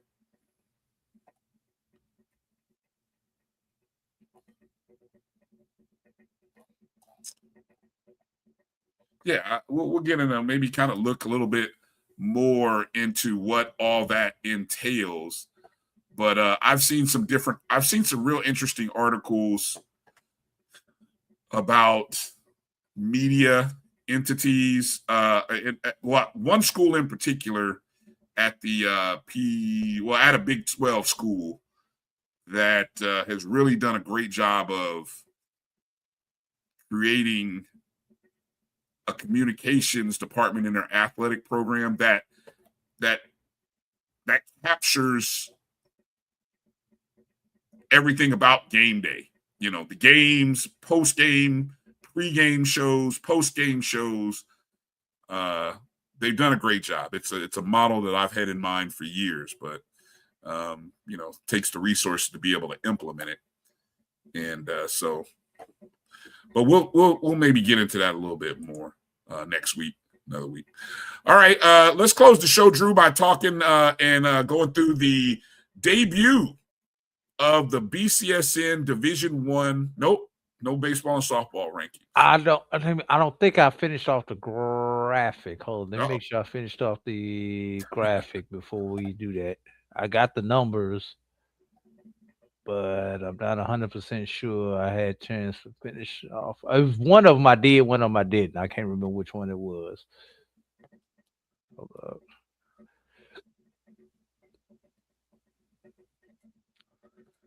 EA, you're asking questions that I can't answer for you.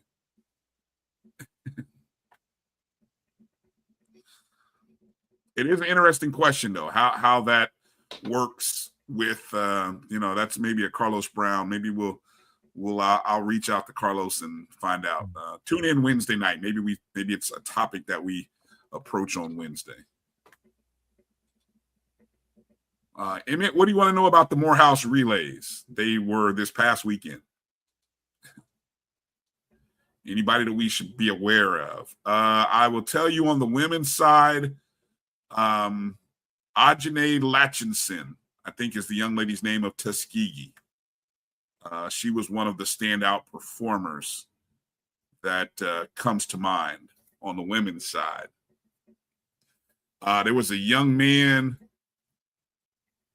a freshman from Russ College, Kamal Benjamin, dominated the decathlon. Yeah, dominated it. I think he finished first in 7 of 10 events. Okay. All right, Brian, I have baseball and softball ready. Let me download them so I can upload them. Well, let's take a short break because I got to take a pit stop, and that'll give you time to load those graphics. And when we come back, we'll show you the debut of the BCSN top 5 rankings for softball and baseball for 2026. Hang tight with us. Shouldn't be too long. You're watching the BCSN SportsWrap right here on the Black College Sports Network. We'll be back in just a moment. For over 30 years, HBCU Image has been more than just an apparel store. We've been a movement, a statement, a legacy. We celebrate the pride, the purpose, and the culture that make historically Black colleges and universities legendary. Whether you're a student or a lifelong supporter, our gear lets you wear your HBCU story with confidence and style. Because when you wear an HBCU image, you're not just wearing clothes. You're wearing culture. You're wearing pride. You're wearing purpose. HBCU Image, a Kenny T's company. From cancer care to accidental injuries to cardiac care, we all know that there are times that you can't control what happens in your life. But with Globe Life Family Heritage, you can be prepared to weather the storm when it comes. Call Dr. Beverly Eagle Rogers at 877-300-8269 or visit the website at globelifefamilyheritage.com. With over 25 years of serving communities, Dr. Beverly Eagles Rogers is here to help you and your family through difficult times. Dr. Beverly takes pride in Globe Life being one of the few companies that returns 100% of premiums to clients that stay healthy. So for more information, call Dr. Beverly Eagle Rogers at 877-300-8269 or visit the website at globelifefamilyheritage.com. Are you hungry for authentic Caribbean food like jerk chicken, oxtail, red snapper, shrimp, tofu, and rasta pasta? Well, find your way over to Mango's Caribbean Restaurant, 180 Auburn Avenue, right next to Royal Peacock in downtown Atlanta. Them belly full, but we hungry. Mango's Caribbean Restaurant, open daily from 11 a.m. to 10 p.m. And on Friday and Saturday, we're open till 4 a.m. Come to Mango's and put some spice in your life. So we've got a good thing going.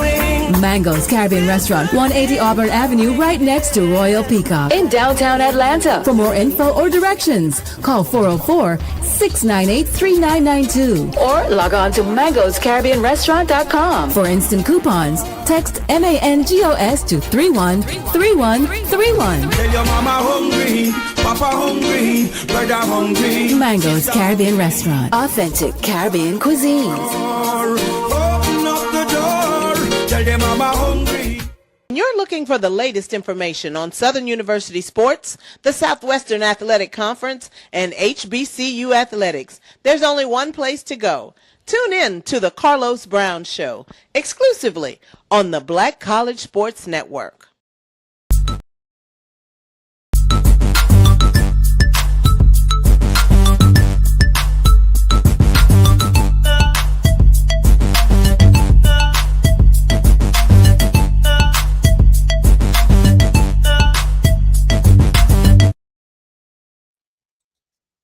Hey, folks, welcome back to the BCSN SportsWrap. AD and Bryan here. We're going to try to wrap up the show here with the debut. All right, hello. Maybe upload this updated slide, Bryan, and we can roll with it.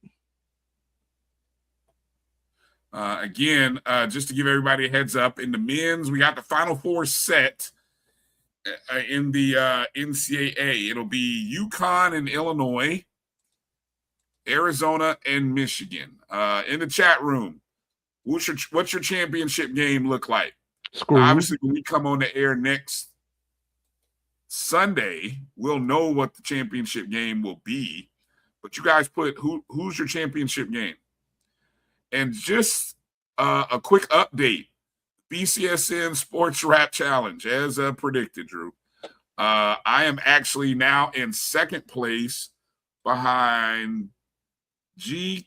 Kaforji, Mr. Kaforji, G. Kaforji. Let me see. He picked UConn, has Arizona and Michigan. He surpassed me. I, of course, have Illinois, Arizona, and Michigan. But right behind us, let me see. That's at total points. Yeah. He is 30 points ahead of me. And E. Fuller is in third. So we all picked Arizona. And so we all have Arizona, and we all picked 3 teams to get to the Final Four. Of course, I don't believe I picked. I'm looking at my bracket here. Oh, yeah. Wait a minute. Oh, crap. Yeah. My national championship game, I did pick Illinois. So I could really win this thing if Illinois can beat UConn. I had Illinois playing in the championship game against Arizona. Wow. That's good on me. Didn't think I did that. And actually, in one of my, I entered 2 money contests, right, Drew? I'm actually sitting in first place right now. I think I can win this thing. If Illinois is what I need to bring it home. Come on, Illini. Let's go. And for some reason, this doggone slide won't load like I wanted to, Bryan. So we just going to do the wham, bam, thank you, ma'am, today. Yeah, okay. So we'll just get the final numbers. G Boom, you're going with an Arizona, Illinois final as well, I see. Good for you. All right. You ready? We are ready. Okay. This is Division 1 and Division 2, right? No, just Division 1. Division 2 wasn't ready. Okay. So this is the debut of the Division 1 softball and baseball rankings. Here, the BCSN top 5. These are computer generated rankings. What are you starting with? Softball? Yes. All right, here we go. softball all together here. Oops, that's the wrong one. That's the Division II. Well, we got it up here. We can go ahead and do it. Well, it looks like we do have Division II. Okay. Yeah. So, but you're saying we don't have Division I then? Then I loaded the wrong image. So Okay. let me find the Division I one. All right. Well, I'll let me see if I can filibuster while you're doing that. Maybe I can go to the SIC and take a look at and again, many of you guys, maybe you know, maybe you don't know, but obviously we only have 3 primary HBCU baseball conferences. That's the MEAC, SWAC, and the HBCU AC. But in softball, not only do those 3 conferences play, but we also have the MEAC and the CIAA all playing. So we've got the Big 5 in softball. We really need our baseball programs to come back. All right. So as you can see, just outside of the top 5 are Lincoln, Bowie, Edward Waters, Winston-Salem State, and Miles. A host of we got 3 CIAA schools, 2 SIACs. The bottom, or starting from 5 to 1, Savannah State in 5th place, Bluefield State in 4th, Virginia Union in 3rd. Then we get into the SIAC teams where you have Albany State in 2nd. Albany State, who currently has an overall record of 21-6, 11-4 in conference play. And then you have Tuskegee, who's in 1st place. Tuskegee with a 23-7 overall record, 14-1 in conference play.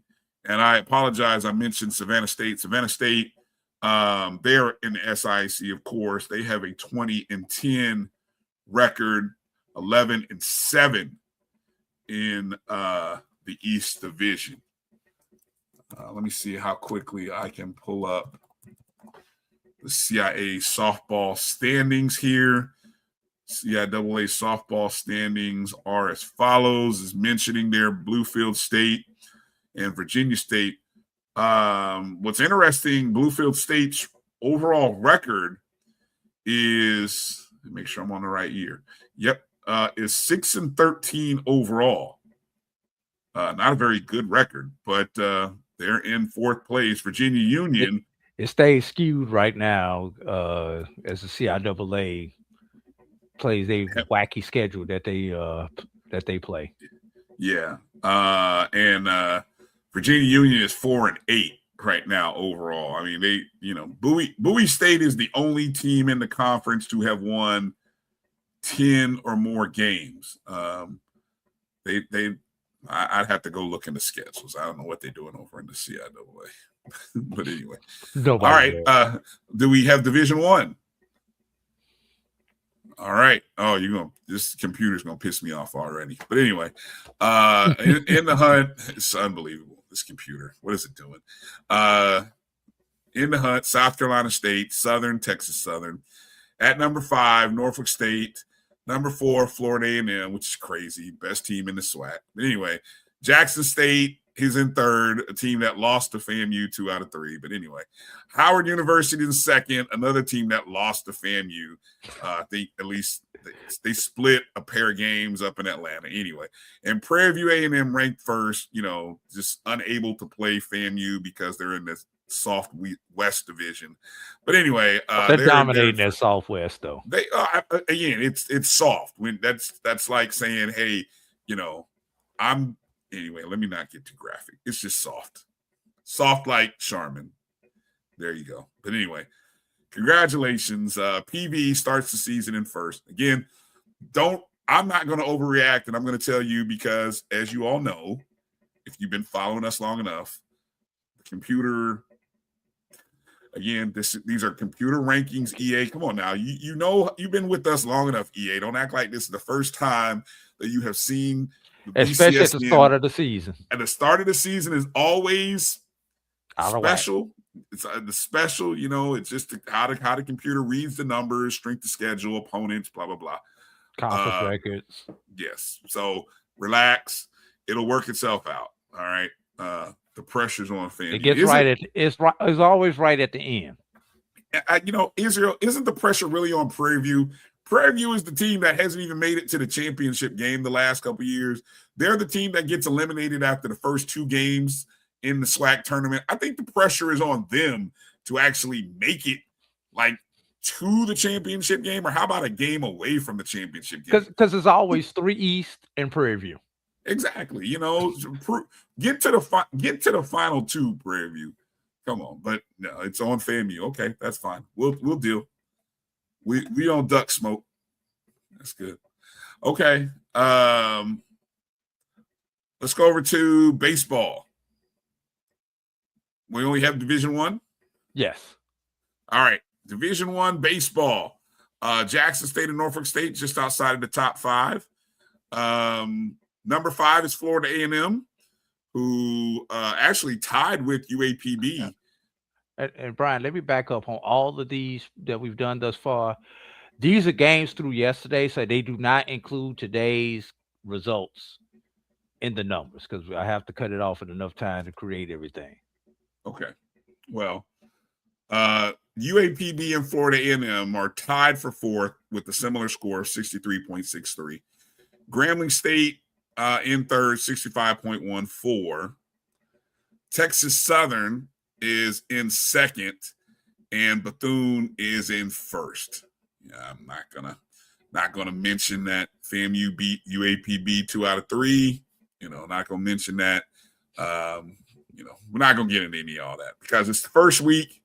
I'll let the market kind of correct itself in the SWAC standings, but it is what it is. So, congratulations. I do say Bethune-Cookman legit squad. So, and my evaluation of some of those other schools will be when you play.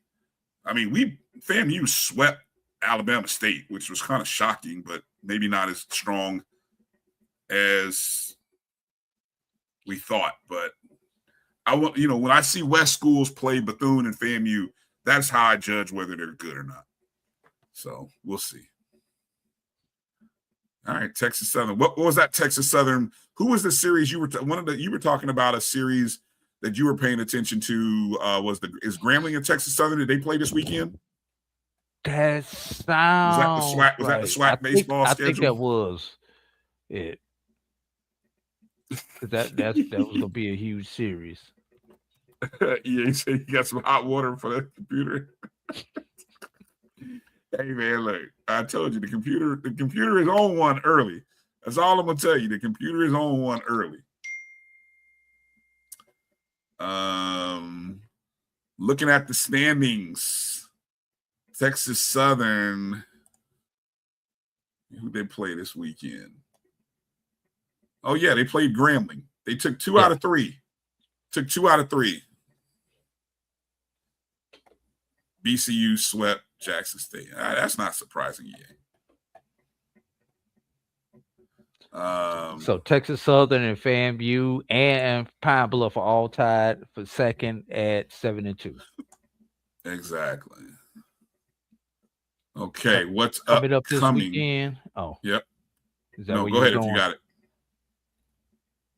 Coming up this weekend and the SWAC, and looks like we're going Thursday, Friday, Saturday. Saturday because of Easter. Sunday. Except for one that's Sunday. Southern's actually going to play on Sunday. You've got Jackson State at Grambling, Texas Southern at Alabama A&M, Florida A&M at Prairie View A&M, UAPB at Alabama State, Valley at Alcorn. Yeah. And looks like UAPB and Alabama State are going to double up on Thursday. Okay. Yeah.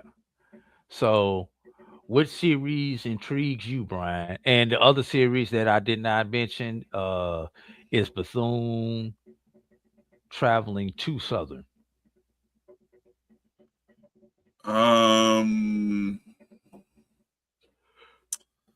That's tough because I think you have right now, if I look at the top 6 schools, which are Bethune, Texas Southern, FAMU, UAPB, Grambling State, and Jackson State. I think they all play the bottom 6. No. Jackson State, Grambling go head up. Okay, well then that might be the game that is the most intriguing. That might be the most intriguing game. That'll be the game I may want to watch.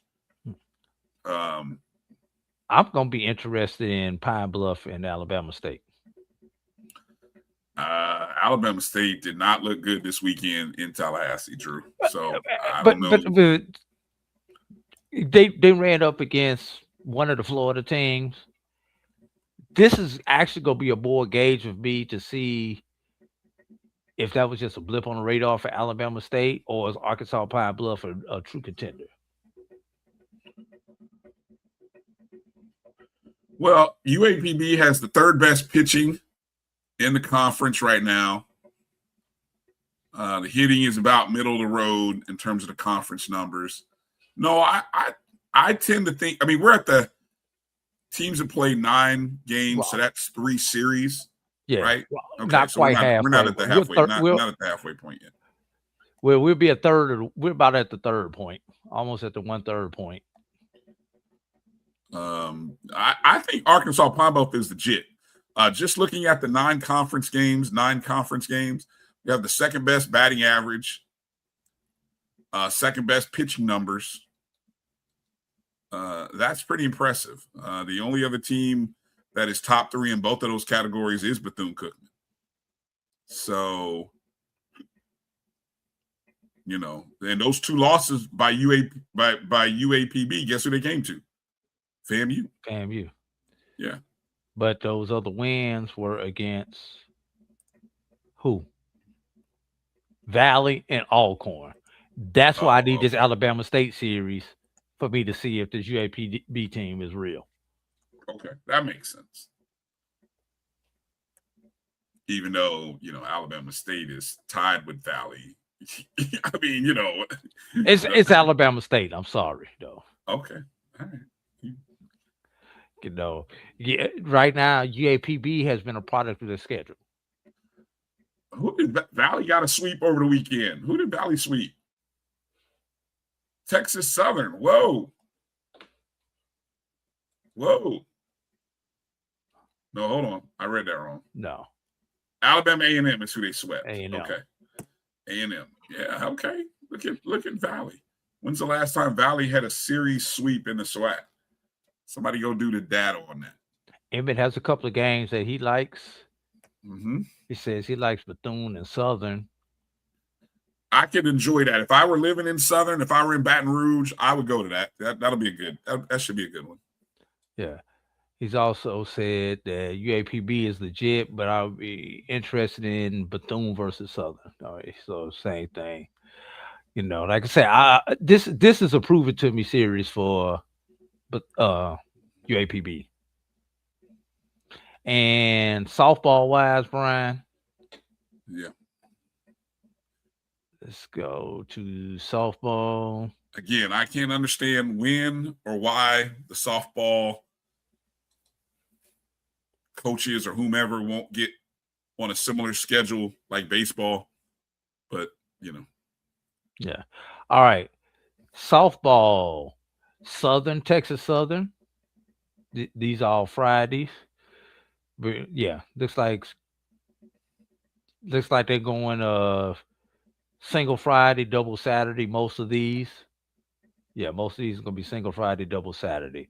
So you got Texas Southern at Texas Southern, Prairie View at UAPB, Bethune at Valley, Alabama A&M at Florida A&M, Grambling at Alcorn, Jackson State at Alabama State. Who you got? Which one in particular? Yeah. And quickly, before you give me that, let me go down the standings.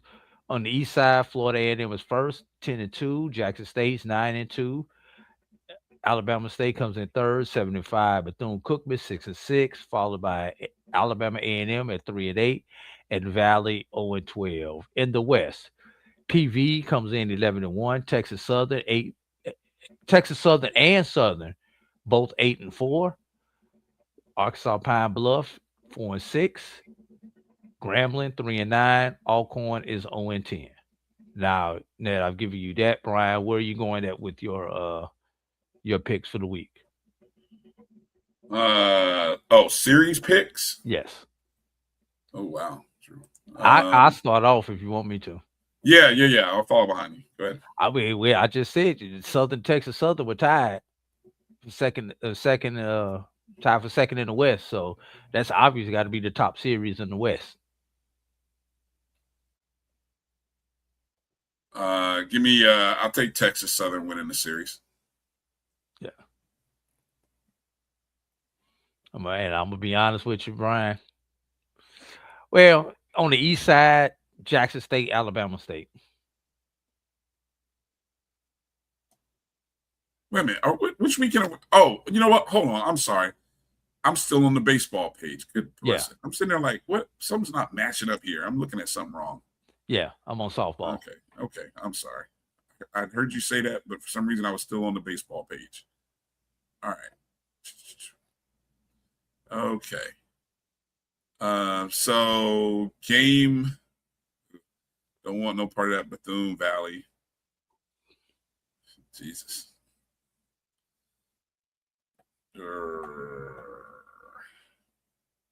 I guess Jackson State, Alabama State. Jackson State, always, Alabama State. Yeah. It's always good with the two teams who trade. You have to play each other because that gives them an opportunity to beat up on each other. Exactly. And then Southern has won 7 in a row. And you were talking about the Texas Southern game? Yes. Yeah. I think two teams in second place. Yeah, that's the matchup right there. Southern's won 7 in a row. That's the best winning streak of anybody in the conference right now, either East or West Division. So can they keep that winning streak going? All right. Okay, Drew. Well, I think it's time to check out and tell everybody what football? Who's playing UFL. football on who? UFL. Oh, is this the opening weekend? Yes, it was. Yes, it is. This was the final game of the opening weekend. Oh man, I didn't even know they had other games going on during the week. Yeah, I think it was 1 Friday, 2 yesterday, if I remember correctly. Okay. But you wouldn't have known because you were stuck with me all weekend. Exactly. All right. Well, hey folks, do me a favor if you would, please. Go download the BCSN Pod Zone. It's the podcast platform with all of the shows on the Black College Sports Network. You can find it on Amazon Music, iHeartRadio, Apple, Google Podcast, iHeartRadio, if I haven't already said that. Everywhere you get podcasts, just search BCSN Pod Zone. Make sure you're following us on social media, the Black College Sports Network, Facebook, X, Instagram. If you want to make a donation to the show, $ MyJBN, my BCSN on Cash App. It's always a cup of coffee is appreciated. Hit the thumbs up and the like button as you exit if you haven't done so already. And as always, we appreciate you guys in the chat. Love you, respect you. Have a great week. We'll be paying attention and watching and seeing what, those of you whose brackets are still alive. I'm proud to say I have 3 teams in the Final Four, and I'll be rooting hard for the Arizona Wildcats and the Fighting Illini of Illinois. Drew, last words? Damn it, Duke. Well said. All right, for AD Drew, I'm Brian Fulford. Peace out, everybody. God bless you. Travel light, everybody. We'll holla.